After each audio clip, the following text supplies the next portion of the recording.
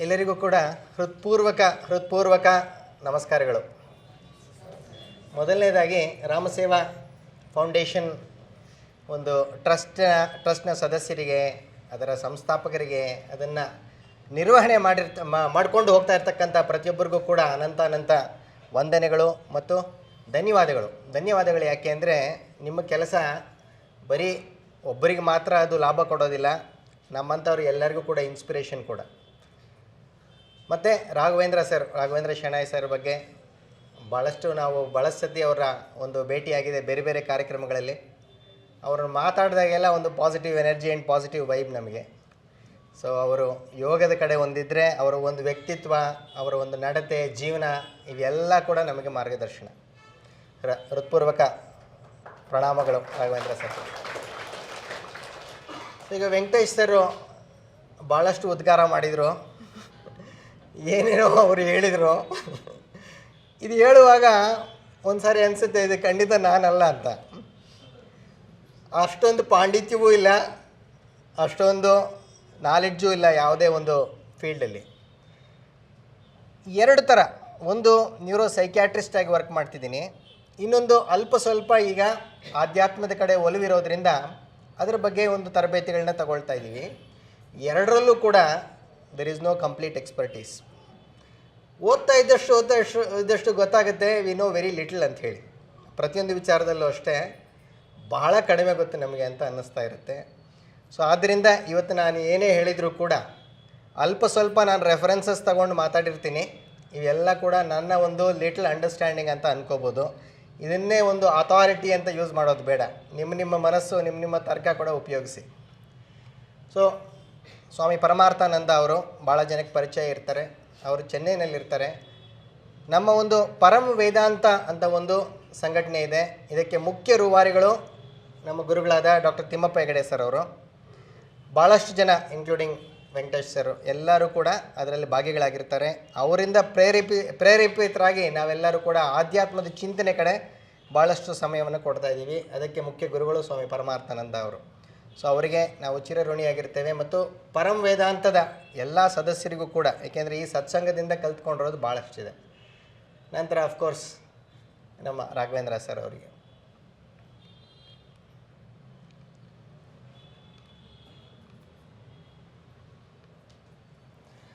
ಈ ಟಾಪಿಕ್ನ ನಾನು ತಯಾರಿ ಮಾಡಬೇಕಾದ್ರೆ ಇದು ಮೊದಲನೇ ಸತಿ, ಈಗ ಸುಮಾರು ಒಂದು ತಿಂಗಳು ಅಥವಾ 1.5 ತಿಂಗಳ ಹಿಂದೆ ವಿಜಯ ಕಾಲೇಜಿನಲ್ಲಿ ಶ್ರೀ ಶಂಕರ ಭಾರತಿ ಸ್ವಾಮೀಜಿಗಳು, ಎಡತೊರೆ ಮಠದ ಮಠಾಧೀಶ್ವರರು, ಅವರು ಈಗ ಬಹಳ ಮಹತ್ತರವಾದ ಒಂದು ಕಾರ್ಯವನ್ನು ಕೈಗೆತ್ತಿಕೊಂಡಿದ್ದಾರೆ. ಅದು ದಕ್ಷಿಣಾಮೂರ್ತಿ ಸ್ತೋತ್ರದ ಅಭಿಯಾನ ಮತ್ತು ಅದಕ್ಕೆ ಕುರಿತಾಗಿ ಸಂಶೋಧನೆ ಮಾಡೋದು ಅಂಥೇಳಿ. ಅದರಲ್ಲಿ ಈಗ ಸ್ವಲ್ಪ ಇನಿಷಿಯಲ್ ಸ್ಟೇಜಸ್ಸಲ್ಲಿ ನಾವು ಡಿಸ್ಕಷನ್ ಮಾಡ್ತಿದ್ದೀವಿ. ಅದರ ಸಲುವಾಗಿ ಸ್ತೋತ್ರಗಳು ಮತ್ತು ಮಂತ್ರಗಳ ಒಂದು ಪ್ರಭಾವ ನಮ್ಮ ಮನಸ್ಸಿನ ಮೇಲೆ ಹೇಗಿರುತ್ತೆ ಅನ್ನೋದ್ರ ಕುರಿತಾಗಿ ಒಂದು ಟಾಕ್ ಕೊಡು ಅಂತ ಹೇಳಿದರು. ಅದೇ ಟಾಕ್ನ ಈಗ ರಿಪೀಟ್ ಮಾಡ್ತಿದ್ದೀವಿ. ಭಾಳಷ್ಟು ಜನ ಇದನ್ನು ಕೇಳಿರ್ಬೋದು ಮೊದಲೇ, ನಿಮಗೆ ಸ್ವಲ್ಪ ರಿಪಿಟೇಷನ್ ಅಂತ ಅನ್ನಿಸ್ಬೋದು. ಸೊ ನನ್ನ ಕೆಲಸ ಸ್ವಲ್ಪ ಸುಲಭ ಆಗಲಿ ಅಂತ ವೆಂಕಟೇಶ್ ಸರ್ ಅವರು ಇದೇ ಟಾಪಿಕ್ ಕೊಟ್ಟಿದ್ದಾರೆ. So that I didn't have to spend more time on preparing ಅಂತ ಹೇಳಿ.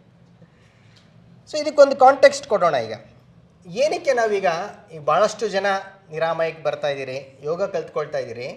What is the need, what is the purpose, ಏನಕ್ಕೆ ಮಾಡಬೇಕು? ಎಲ್ರಿಗೂ ಕೂಡ ಒಂದು ಆಸೆ ಅನ್ನೋದಿರುತ್ತೆ, ನಮ್ಮ ಆರೋಗ್ಯ ಚೆನ್ನಾಗಿರಬೇಕು, ದೇಹದ ಆರೋಗ್ಯ ಚೆನ್ನಾಗಿರಬೇಕು, ಮನಸ್ಸಿನ ಆರೋಗ್ಯ ಚೆನ್ನಾಗಿರಬೇಕು. ಅದೇ ರೀತಿ ಯೋಗದ ಜೊತೆ ಬೇರೆ ಇನ್ನೇನಾದರೂ ನಾವು ಮಾಡ್ಬೋದಾ ಸಿಂಪಲ್ ಆಗಿ ಅಂತ ನೋಡಿದರೆ, ಬಹುಶಃ ನಾವು ಸ್ತೋತ್ರಗಳು ಹೇಳೋದಿರ್ಬೋದು. ಎಷ್ಟೊಂದು ಜನ ನಾವು ಸ್ತೋತ್ರ ಪಾರಾಯಣೆ ಮಾಡ್ತಾ ಇರ್ತೀವಿ. ಲಲಿತಾ ಸಹಸ್ರನಾಮ ಇರ್ಬೋದು, ವಿಷ್ಣು ಸಹಸ್ರನಾಮ ಇರ್ಬೋದು, ಭಗವದ್ಗೀತೆ ಇರ್ಬೋದು, ಅಥವಾ ಗಾಯತ್ರಿ ಮಂತ್ರ ಇರ್ಬೋದು, ಮೃತ್ಯುಂಜಯ ಮಂತ್ರ ಇರ್ಬೋದು, ಬಹಳಷ್ಟು ಸ್ತೋತ್ರಗಳನ್ನು ಹೇಳ್ತಾ ಇರ್ತೀವಿ. ಏನಾದರೂ ಉಪಯೋಗ ಇದೆಯಾ? ವೈಜ್ಞಾನಿಕವಾಗಿ ನಾವು ಇದನ್ನು ನೋಡ್ಬೋದಾ ಅನ್ನೋ ಒಂದು ದೃಷ್ಟಿಯಿಂದ ನೋಡಬೇಕಾದ್ರೆ ಅದಕ್ಕೊಂದು ಕಾಂಟೆಕ್ಸ್ಟ್ ಕೊಡೋಣ. ಸ್ಟ್ರೆಸ್ ಅಂತಕ್ಕಂಥದ್ದು, ಸ್ಟ್ರೆಸ್ ಅನ್ನೋದು ವರ್ಡ್ ಇಟ್ ಸೆಲ್ಫ್ ಈಸ್ ಫಿಸಿಕ್ಸಿಂದ ಬಂದಿರತಕ್ಕಂಥದ್ದು. ಒಂದು ಎನ್ವಿರಾನ್ಮೆಂಟಲ್ಲಿ ಇರ್ತಕ್ಕಂಥ ಒಂದು ಪ್ರೆಷರ್ಸ್ಗೆ ನಮ್ಮ ಮನಸ್ಸು ಯಾವ ರೀತಿ ಅದನ್ನು ಫೇಸ್ ಮಾಡ್ತಾ ಇದೆ, ನಾವು ಯಾವ ರೀತಿ ಫೇಸ್ ಮಾಡ್ತಿದ್ದೀವಿ, ಆ ಇಂಟ್ರ್ಯಾಕ್ಷನಲ್ಲಿ ಆಗ್ತಾ ಇರ್ತಕ್ಕಂಥ ಸೈಡ್ ಎಫೆಕ್ಟೇ ಸ್ಟ್ರೆಸ್ ಅಂತ ಹೇಳ್ಕೊಬೋದು. ಎಲ್ಲರಿಗೂ ಸ್ಟ್ರೆಸ್ ಅನ್ನೋದು ಬರುತ್ತೆ, ಯಾರಿಗೆ ಸ್ಟ್ರೆಸ್ ಅನ್ನೋದಿಲ್ಲ? ಯಾರಾದರೂ ಇದ್ದಾರಾ ಇಲ್ಲಿ ನನಗೆ ಸ್ಟ್ರೆಸ್ ಅನ್ನೋದು ಇಲ್ಲವೇ ಇಲ್ಲ ಅಂತ? ಬಹುಶಃ ಈ ಗ್ರೂಪ್ನಲ್ಲಿ ಯಾರಿಗೂ ಇಲ್ಲ ಅಂತ ಅನಿಸುತ್ತೆ. ಎಲ್ಲರಿಗೂ ಬಂದೇ ಬರುತ್ತೆ. ರಿಲೇಟಿವ್ಲಿ ಭಾಳಷ್ಟು ಜನಕ್ಕೆ ಯೋಗ ಮಾಡೋರಿಗೆ ಭಾಳಷ್ಟು ಕಡಿಮೆ ಇರ್ಬೋದು, ಆದರೆ ಮನಸ್ಸಿನ ಒಂದು ಸ್ವಭಾವವೇ ಅದು ಅಂತ ಅಂದ್ಕೊಳ್ಳೋಣ. ಏಕೆಂದರೆ ಪ್ರತಿನಿತ್ಯ ಒಂದು ಇಂಟ್ರ್ಯಾಕ್ಷನ್ ನಡೀತಾನೆ ಇರುತ್ತೆ ಹೊರಗಿನ ಪ್ರಪಂಚದ ಜೊತೆ.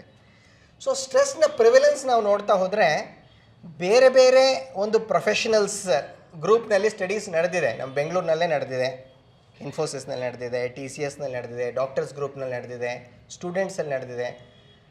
ಬಹಳಷ್ಟು ಸ್ಟ್ರೆಸ್ ಇದೆ ಎಲ್ಲರಲ್ಲೂ ಕೂಡ. ಅದರಲ್ಲೂ ಕೂಡ ಈ ಕೋವಿಡ್ ನಂತರ ಇದರ ಒಂದು ಪ್ರಿವಿಲೆನ್ಸ್ನ ಅರಿತುಕೊಳ್ಳೋದಕ್ಕೆ ಭಾಳ ಜನಕ್ಕೆ ಟೈಮ್ ಸಿಕ್ತು ಒಂದು ಸ್ವಲ್ಪ ಸ್ಟಡಿ ಮಾಡೋದಕ್ಕೆ. ಕೋವಿಡ್ಗೆ ಮೊದಲು ಮನಸ್ಸಿನ ಬಗ್ಗೆ ಒಂದು ಸ್ವಲ್ಪ ಗೊತ್ತಿದ್ದರೂ ಕೂಡ ಅಷ್ಟೊಂದು ಆದ್ಯತೆ ಕೊಡ್ತಾ ಇರಲಿಲ್ಲ.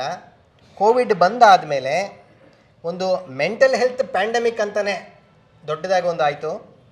ಸೊ ಆ ಕಾರಣದಿಂದ ಇದರ ಬಗ್ಗೆ ಸಂಶೋಧನೆಗಳೆಲ್ಲ ಭಾಳಷ್ಟು ನಡೀತಾ ಇದೆ. IT ಪ್ರೊಫೆಷನಲ್ಸ್ನಲ್ಲಿ ಸೂಯಿಸೈಡ್ ರೇಟ್ಸು ಭಾಳಷ್ಟು ಜಾಸ್ತಿ ಅಂತ ನಾವೆಲ್ಲ ನೋಡ್ತಾನೆ ಇರ್ತೀವಿ. ಸ್ಟೂಡೆಂಟ್ಸಲ್ಲಿ ಪರ್ಟಿಕ್ಯುಲರ್ಲಿ ಅಡೋಲೆಸೆಂಟ್ ಗ್ರೂಪ್ಸ್ನಲ್ಲಿ ಸೂಯಿಸೈಡ್ ರೇಟ್ಸ್ ಭಾಳಷ್ಟು ಜಾಸ್ತಿ ಇದೆ. ಪ್ರತಿನಿತ್ಯ ನಾವು ನೋಡ್ತಾ ಇರ್ತೀವಿ ನ್ಯೂಸ್ ಪೇಪರ್ಸಲ್ಲಿ ಬರೋದು. ಎಂಟ್ರೆನ್ಸ್ ಎಕ್ಸಾಮ್ಸ್ನಲ್ಲಿ ಸರಿಯಾಗಿ ಓದ್ತಾ ಇಲ್ಲ ಅಂತನೋ ಅಥವಾ ಬೇರೆ ಬೇರೆ ಒತ್ತಡಗಳಿಂದನೋ ಕೋಟಾದಲ್ಲಿ ಎಷ್ಟೊಂದು ಜನ, ಈಗ ನಿನ್ನೆ ಕೂಡ ಒಂದು ಈ ವರ್ಷದಲ್ಲಿ ಆಲ್ರೆಡಿ ಒಂದು 5-6 ಒಂದು ಸೂಯಿಸೈಡ್ಸ್ ಆಗಿದೆ ಅಲ್ಲಿ. ಇದಿಷ್ಟು ರಿಪೋರ್ಟೆಡ್, ಇದು ಎಷ್ಟೊಂದು ರಿಪೋರ್ಟ್ ಆಗೋದೇ ಇಲ್ಲ ನಮ್ಮ ದೇಶದಲ್ಲಿ. ಒಂದು ಸೂಯಿಸೈಡ್ ಕ್ಯಾಪಿಟಲ್ ಥರನೇ ಆಗೋಗ್ತಾ ಇದೆ ನಮ್ಮ ಒಂದು ದೇಶ. ಎಲ್ಲ ಕಡೆ ಇರ್ತಕ್ಕಂಥ ಪ್ರಾಬ್ಲಮ್ಮೇ ಇದು. ಬಟ್ ಒಂದೇನಪ್ಪ ಅಂದರೆ this is a avoidable cause of death. ಸೂಯಿಸೈಡ್ನಿಂದ ಯಾರೂ ಸಾಯಬಾರ್ದು ಅಂತ ಮೆಂಟಲ್ ಹೆಲ್ತ್ ಪ್ರೊಫೆಷನಲ್ಸ್ ನಾವು ಹೇಳೋದು. ಪ್ರತಿಯೊಂದು ಸೂಯಿಸೈಡ್ ನಾವು ಪ್ರಿವೆಂಟ್ ಮಾಡ್ಬೋದು. ಆ ಸೂಯಿಸೈಡ್ ಆಲೋಚನೆ ಬರೋದಕ್ಕೂ ಮೊದಲು ಬಹಳಷ್ಟು ಸಮಸ್ಯೆಗಳಿಂದ ಅದು ದೊಡ್ಡದಾಕ್ಕೊಂಡು ಬಂದು ಅಲ್ಲಿವರೆಗೂ ಬಂದಿರುತ್ತೆ. ಅಲ್ಲಿ ಕೊನೆಯಲ್ಲಿ ಏನು ರೀಸನ್ ಇರುತ್ತೆ ಅದನ್ನು ಮಾತ್ರ ನಾವು ನ್ಯೂಸ್ ಪೇಪರ್ನಲ್ಲಿ ಓದ್ತೀವಿ. ಆದರೆ that is like tip of the iceberg ಮಾತ್ರ. ಅದರ ಕೆಳಗಡೆ ಬಹಳಷ್ಟು ಅವರ ವ್ಯಕ್ತಿತ್ವದ ಬಗ್ಗೆ ಇರ್ಬೋದು, ಸಮಾಜದ ಬಗ್ಗೆ ಇರ್ಬೋದು, ಅವರ ಒಂದು ಯೋಚನಾ ಶಕ್ತಿ, ಇದೆಲ್ಲ ಕೂಡ ನಾವು ಮೊದಲೇ ಅರ್ಥಕೋಬೋದು. ಬಹುಶಃ ನಮ್ಮ ಒಂದು ಇಂಟ್ರ್ಯಾಕ್ಷನ್ಸ್ ಮೊದಲಿಂದ ಯಾವ ಥರ ಇರುತ್ತೆ ಅನ್ನೋದು ಕೂಡ ಭಾಳಷ್ಟು ಇಂಪಾರ್ಟೆಂಟು. ನಮ್ಮ ಡಾಕ್ಟರ್ಸಲ್ಲಿ ಕೂಡ ಸ್ಟಡೀಸ್ ಮಾಡಿದ್ದೀವಿ. ಕನ್ಸಲ್ಟೆಂಟ್ ಡಾಕ್ಟರ್ಸ್ನಲ್ಲಿ ಕೂಡ ಬಹಳಷ್ಟು ಸ್ಟ್ರೆಸ್ ಇದೆ. ಹೊರಗಡೆ ನಾವು ನೋಡಲಿಕ್ಕೆಲ್ಲ ಕೂಡ ಎಲ್ಲ ಕಂಟ್ರೋಲ್ಡ್ ಆಗಿರ್ತೀವಿ. ಸೊ ಭಾಳಷ್ಟು ಜನಕ್ಕೆ ಸ್ಟ್ರೆಸ್ ಇದೆ. ಆಯುರ್ವೇದಿಕ್ ಡಾಕ್ಟರ್ಸ್ನಲ್ಲಿ ಸ್ಟ್ರೆಸ್ ಇದೆ, ಎಲ್ಲರಿಗೂ ಇದೆ. ಇನ್ಫ್ಯಾಕ್ಟ್ ಯೋಗ ಟ್ರೈನರ್ಸಿಗೂ ಇದೆ. It's A different level of stress ಅಷ್ಟೇ. ಸ್ಟ್ರೆಸ್ ಬಗ್ಗೆ ನಾವು ಅರಿತುಕೊಳ್ಳೋದಾದರೆ ಎಲ್ಲ ಸ್ಟ್ರೆಸ್ಸು ಕೂಡ ಕೆಟ್ಟ ಸ್ಟ್ರೆಸ್ ಅಂತ ಅಂದ್ಕೊಳ್ಳೋ ಥರ ಇಲ್ಲ. ಏಕೆಂದರೆ ಸರ್ಟನ್ ಲೆವೆಲ್ ಆಫ್ ಸ್ಟ್ರೆಸ್ ಇದ್ದಾಗಲೇ ನಮಗೆ ಒಂದು ಪರ್ಫಾರ್ಮೆನ್ಸ್ ಕೊಡಲಿಕ್ಕಾಗೋದು. ಈಗ ನಾನು ಇವತ್ತು ಬಂದಾಗ ಒಂದು ಸ್ವಲ್ಪ ಸ್ಟ್ರೆಸ್ ಇದ್ರೇ ನಾನು ಏನು ಮಾತಾಡಬೇಕು, ಯಾವ ಟಾಪಿಕ್ಸ್ ಕವರ್ ಮಾಡಬೇಕು, ಆಡಿಯನ್ಸ್ ಹೆಂಗಿರ್ತಾರೋ, ಎಂತೆಂಥ ಕ್ವಶನ್ಸ್ ಕೇಳ್ತಾರೋ, ಇವೆಲ್ಲ ನನ್ನ ಮನಸ್ಸಿಗೆ ಬಂದಾಗಲೇ ನಾನು ತಯಾರಿ ಮಾಡ್ಕೊಳ್ಳೋಕ್ಕೆ ಸಹಜ. ಇಲ್ಲ ಅಂದರೆ ಕಷ್ಟ ಆಗುತ್ತೆ. ಎಕ್ಸಾಮಿನೇಷನ್ ಮೊದಲು ಸ್ವಲ್ಪ ಸ್ಟ್ರೆಸ್ ಇದ್ದರೆ ಪ್ರಿಪ್ರೇಷನ್ಸ್ ಚೆನ್ನಾಗಿರುತ್ತೆ. ಅದನ್ನು ನಾವು ಸ್ಟ್ರೆಸ್ ಅಂತ ಕರಿತೀವಿ. ಇದು ಒಳ್ಳೆ ಸ್ಟ್ರೆಸ್, ಇದು ಸ್ಟ್ರೆಸ್ ಅಂತ. ಆದರೆ ಅದೇ ಸ್ಟ್ರೆಸ್ ಮುಂದುವರಿತಾ ಹೋದರೆ ಒಂದು ಝೋನ್ ಅಂತ ಇದೆ. ನೀವಿಲ್ಲಿ ನೋಡಿದ್ರೆ ಸಾಧಾರಣ ಇದು ಮಧ್ಯದಲ್ಲಿರ್ತಕ್ಕಂಥದ್ದು. ಪರ್ಫಾರ್ಮೆನ್ಸ್ ಭಾಳಷ್ಟು ಆಪ್ಟಿಮಲ್ ಇರೋದು ಮಧ್ಯಕ್ಕಿಂತ ಒಂದು ಸ್ವಲ್ಪ ಮುಂದೆ ಆದಮೇಲೆ. ಅದೇ ಸ್ಟ್ರೆಸ್ ಕಂಟಿನ್ಯೂ ಆಗ್ತಾ ಹೋದರೆ ಅದು ಡಿಸ್ಟ್ರೆಸ್ ಆಗುತ್ತೆ. ಈ ಡಿಸ್ಟ್ರೆಸ್ ಅಂತಕ್ಕಂಥದ್ದು ಕಂಟಿನ್ಯೂ ಆಗ್ತಾ ಇದ್ದಾಗ ಬರ್ನ್ಔಟ್ ಸಿಂಡ್ರೋಮ್ಸ್ ಅಂತ ನಾವು ನೋಡ್ತೀವಿ. ನಾವು ಸಾಧಾರಣ ಏನು ಹೇಳೋದು, ತುಂಬ ಸ್ಟ್ರೆಸ್ನಲ್ಲಿದ್ದಾನಪ್ಪ, ಅವನ ಕೈಯಲ್ಲಿ ಆಗ್ತಾನೆ ಇಲ್ಲ ಕೆಲಸ ಮಾಡೋದಕ್ಕೆ, ಬಿಟ್ಟು ಬಿಡಬೇಕು ಅಂತ ಅನ್ನಿಸ್ತಾ ಇದೆ ಅವನಿಗೆ ಕೆಲಸ. ಎಲ್ಲರಿಗೂ ಆಗ್ಬೋದು. ಬರೀ ಏನು ಕೆಲಸ ಆಫೀಸ್ನಲ್ಲಿ ಕೆಲಸ ಮಾಡೋರಿಗೆ ಎಲ್ಲ. ಇಲ್ಲಿನ ಏಜ್ ಗ್ರೂಪ್ ನೋಡಿದ್ರೆ ಮೊಮ್ಮಕ್ಕಳು ನೋಡ್ಕೊಳ್ಳೋದು ಕಷ್ಟ ಆಗ್ತಾಯಿದೆ ನನ್ನ ಕೈನಲ್ಲಿ, ಯಾಕೋ ಬೇಡವೇ ಬೇಡ ಇದು ಅಂತ ಅನಿಸುತ್ತೆ, ಮನಸ್ಸಿಗೆ ಅನಿಸುತ್ತೆ. ಬರೀ ಹೌಸ್ ವೈಫ್ ಆಗಿ ಮನೆಯಲ್ಲಿ ಇದ್ಕೊಂಡು ಬರೀ ಮಾಡಿದ್ದೇ ಆಯಿತು, ಇವರಿಗೆ ನಮ್ಮ ಅತ್ತೆಗೆ ಎಲ್ಲರಿಗೂ ಬಿಟ್ಟು, ಅದು ಒಂದು ದೊಡ್ಡ ಕೆಲಸ. ಅದು ಎಲ್ಲ ಪ್ರೊಫೆಷ್ನಲ್ಸ್ಗಿಂತ ಭಾಳ ದೊಡ್ಡ ಕೆಲಸ ಮನೆ ನೋಡ್ಕೊಳ್ಳೋ ಅಂಥದ್ದು. ಸೊ ಎಲ್ಲರಿಗೂ ಆಗ್ತಕ್ಕಂಥದ್ದೇ ಇದು. ಈ ಒಂದು ಬರ್ನೌಟ್ನಲ್ಲಿ ಈ 3 ಅಂಶಗಳನ್ನು ನಾವು ನೋಡ್ತೀವಿ. ಒಂದು ಎಮೋಷನಲ್ ಎಕ್ಸಾಷನ್, ಅಂದರೆ ನಾನು ಮನಸ್ಸು ಭಾಳ ಒಂದು ನೀರಸವಾಗೋಯ್ತು, ಇನ್ಮೇಲೆ ನನಗೆ ಆಸಕ್ತಿಯೇ ಇಲ್ಲ ಏನು ಕೆಲಸ ಮಾಡೋದಕ್ಕೆ. ಎರಡನೇದು ಸಿನಿಸಿಸಮ್, ಎಷ್ಟು ಮಾಡಿದ್ರು ಅಷ್ಟೇ, ಇದಷ್ಟೇ, ಇದು ಗಾನ್ ಕೇಸ್ ಅಂಥೇಳಿ, ಇವ್ರಿಗೆ ಮಾಡಬಾರ್ದು ಅಂತ ಬರೀ ಒಂದು ದಿವಸ ಅನ್ಸೋದಲ್ಲ ಬರ್ನೌಟ್ ಅಂತ ಅಂದ್ಕೊಂಡ್ರೆ ಎಲ್ಲರಿಗೂ ಇದೆ ಅಂತ ಅರ್ಥ. ಇದು ಒಂದು ಕಂಟಿನ್ಯೂಸ್ ಆಗಿರ್ತಕ್ಕಂಥದ್ದು. ಇದು ಡಿಕ್ರೀಸ್ಡ್ ಸೆನ್ಸ್ ಆಫ್ ಅಕಂಪ್ಲಿಷ್ಮೆಂಟ್, ಅಂದರೆ ನನ್ನಿಂದ ಏನೂ ಉಪಯೋಗ ಇಲ್ಲ, ವ್ಯರ್ಥ ಎಲ್ಲನೂ. ಇದೆಲ್ಲ ಕೂಡ ಸೈನ್ಸ್ ಆಫ್ ಬರ್ನೌಟ್ ಅಂತ ಹೇಳಿ. ಯಾರ್ಯಾರಿಗಿದೆಯೋ ಅವರೆಲ್ಲ ನನ್ನ ನಂಬರ್ ಕೊಡ್ತಾರೆ, ನಂತರ ಖುದ್ದಾಗಿ ನಮ್ಮನ್ನು ಭೇಟಿ ಆಗ್ಬೋದು, ಅಥವಾ ರಾಘವೇಂದ್ರ ಸರ್ ಹತ್ರ ಹೇಳಿದ್ರೆ ಸ್ಪೆಸಿಫಿಕ್ ಯೋಗಾಸ್ ಹೇಳ್ಕೊಡ್ತಾರೆ ಅವರಿಗೆ. ಬರ್ನೌಟ್ ಸ್ಟ್ರೆಸ್ ಇದ್ದಾಗ ಏನೆಲ್ಲ ಆಗಬಹುದು, ತಲೆಯಲ್ಲಿ ಕೂದಲು ಉದುರೋದ್ರಿಂದ ಹಿಡಿದು ಕೊನೆ ಉಗುರಿನವರೆಗೂ ಕೂಡ ಅದರ ಸಮಸ್ಯೆಗಳಾಗಬಹುದು. ಬರೀ ಇದು ಮನಸ್ಸಿಗೆ ಸಂಬಂಧಪಟ್ಟಿರೋದು ಮಾತ್ರ ಅಲ್ಲ. ಅಷ್ಟೇ ಏಕೆ, ನಮ್ಮ ಒಂದು ಇಮ್ಯೂನ್ ಸಿಸ್ಟಮ್, ನಮ್ಮ ಒಂದು ರೋಗ ನಿಯಂತ್ರಣ ಶಕ್ತಿ ಅಂತ ಏನಿದೆ, ಆ ಇಮ್ಯೂನ್ ಸಿಸ್ಟಮ್ ಮೇಲೆ ಕೂಡ ಇದು ಎಫೆಕ್ಟ್ ಆಗುತ್ತೆ. ಬಹಳ ಜನ ಸ್ಟ್ರೆಸ್ ಇರೋರಿಗೆ, ಬರ್ನೌಟ್ ಇರೋರಿಗೆ ಮುಂದಕ್ಕೆ ಡಿಪ್ರೆಷನ್, ಆ್ಯಂಗ್ಸೈಟಿ, ಈ ಥರದ ಒಂದು ಮಾನಸಿಕ ಸಮಸ್ಯೆಗಳು ಕೂಡ ಬರಬಹುದು. ಸೊ ನಮ್ಮ ಇಮ್ಯೂನ್ ಸಿಸ್ಟಮ್, ಈಗ ಭಾಳಷ್ಟು ಜನ ಡಾಕ್ಟರ್ಸ್ ಕೂಡ ಇದ್ದೀರಿ ಇಲ್ಲಿ, ತುಂಬ ಸ್ಟ್ರೆಸ್ ಇರೋರಿಗೆ ಯಾವುದೇ ಒಂದು ಇನ್ಫೆಕ್ಷನ್ ನಾವು ಟ್ರೀಟ್ ಮಾಡಿದಾಗಲೂ ಕೂಡ ಇನ್ಫೆಕ್ಷನ್ ಹೊರಗೆ ಹೋಗೋದಕ್ಕೆ ಕೂಡ ಇನ್ನೂ ಸ್ವಲ್ಪ ಜಾಸ್ತಿ ದಿವಸ ಟೈಮ್ ತೊಗೊಳುತ್ತೆ. ಹೆಚ್ಚೆಚ್ಚು ಮೆಡಿಸಿನ್ಸ್ ಕೊಡಬೇಕಾಗುತ್ತೆ ಡಾಕ್ಟರ್ಸು. ಅಂದರೆ ನಮ್ಮ ಮನಸ್ಥಿತಿ ನಮ್ಮ ಇಮ್ಯೂನ್ ಸಿಸ್ಟಮ್ನ ಎಫೆಕ್ಟ್ ಮಾಡುತ್ತೆ, ಇಮ್ಯೂನ್ ಸಿಸ್ಟಮಿಂದ ಫಿಸಿಕಲ್ ಹೆಲ್ತ್ ಎಫೆಕ್ಟ್ ಮಾಡುತ್ತೆ. ಅಂದರೆ ರಿಕವರಿ ಪೀರಿಯಡ್ ಇನ್ನೂ ಜಾಸ್ತಿ ಆಗ್ತಾ ಬರುತ್ತೆ. ಅಂದರೆ ಎಲ್ಲೋ ಒಂದು ಕಡೆ ಮನಸ್ಸು ಕೂಡ ನಮ್ಮ ದೇಹನ ಪೂರ್ತಿ ಕಂಟ್ರೋಲ್ ಮಾಡ್ತಾ ಇದೆ ಅಂತ ಆಯಿತು. ಸೊ ಈಗ ಅಂದರೆ ಇದಕ್ಕೇನಾದರೂ ಮಾಡ್ಬೋದಾ, ನಾವು ಕಂಟ್ರೋಲ್ ಮಾಡ್ಕೋಬೋದಾ? ಸೊ ಈ ಒಂದು ಶ್ಲೋಕನ ನೀವು ಕೇಳೇ ಇರ್ತೀರಿ. ಆಹಾರ ನಿದ್ರಾ ಭಯ ಮೈಥುನಂಚ ಸಾಮಾನ್ಯಮೇತದ್ ಪಶುಭಿರ್ನರಾಣ ಧರ್ಮೋ ಹಿ ತೇಷಾಮಧಿಕೋ ವಿಶೇಷಃ ಧರ್ಮೇಣ ಹೀನಃ ಪಶುಭಿರ್ ಸಮಾನಃ. ಅಂದರೆ ಮನುಷ್ಯರಿಗೆ ಮತ್ತು ಪ್ರಾಣಿಗಳಿಗೆ ಏನಪ್ಪ ವ್ಯತ್ಯಾಸ? ಈಗ ನಾವೆಲ್ಲ ಕೂಡ ಈ ಒಂದು ಪುರುಷಾರ್ಥಗಳನ್ನು ನಾವು ಕೇಳೇ ಇರ್ತೀವಿ. ಅರ್ಥ, ಕಾಮ, ಧರ್ಮ ಮತ್ತು ಮೋಕ್ಷ. ಅರ್ಥ ಅಂತಂದರೆ ಬೇಸಿಕ್ ಸೆಕ್ಯೂರಿಟಿ, ನಮಗೆ ಬೇಕಾಗಿರ್ತಕ್ಕಂಥ ಆಹಾರ, ಶೆಲ್ಟರು, ಬೇಸಿಕ್ ನಮ್ಗೆ ಏನೇನು ಬೇಕೋ ಎಲ್ಲ ಕೂಡ. ಕಾಮ ಅಂತಂದರೆ ಕಂಫರ್ಟ್ಸು, ಪ್ಲೆಷರ್ಸು. ಮನೆ ಇದೆ, ಎಂಥ ಮನೆ ಇರಬೇಕು, ಎಷ್ಟು ಕುಷನ್ ಇರಬೇಕು, ಎಷ್ಟು ಕಾರ್ ಇರಬೇಕು, ಇವೆಲ್ಲ ಕಂಫರ್ಟ್ಸು. ಧರ್ಮ, ನನಗಾಯಿತು, ಇನ್ನು ಸಮಾಜಕ್ಕೆ ಬೇರೆ ಏನಾದರೂ ಮಾಡೋದಿದೆಯಾ, ರೈಟ್ ವೇ ಆಫ್ ಲಿವಿಂಗ್ ಏನಿದೆ, ನಮ್ಮ ವ್ಯಾಲ್ಯೂ ಸಿಸ್ಟಮ್ಸ್ ಏನಿದೆ, ಅದೆಲ್ಲ ಬಿಟ್ಟು ಆಮೇಲೆ ಇದು ಶ್ರೇಯಸ್ಸು. ಇವೆಲ್ಲ ಕಠೋಪನಿಷತ್ನಲ್ಲಿ ಹೇಳೋ ರೀತಿ ಇದೆಲ್ಲ ಪ್ರೇಯಸ್ಸು, ಇದು ಶ್ರೇಯಸ್ಸು, ಸೆಲ್ಫ್ ಆ್ಯಕ್ಚುಲೈಸೇಷನ್ ಅಂತ.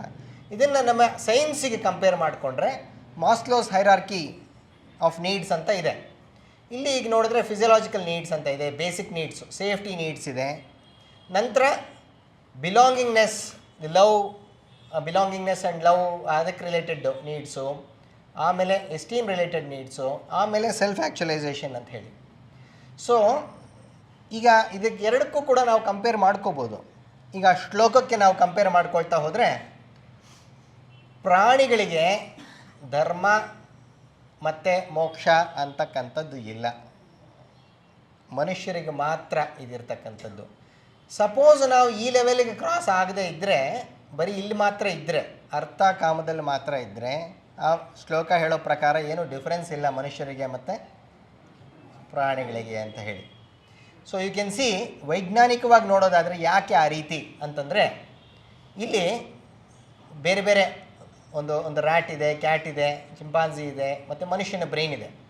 ಒಂದು ಬ್ರೈನ್ ಸೈಜೇ ನೋಡ್ಕೋಬೋದು ನಾವು.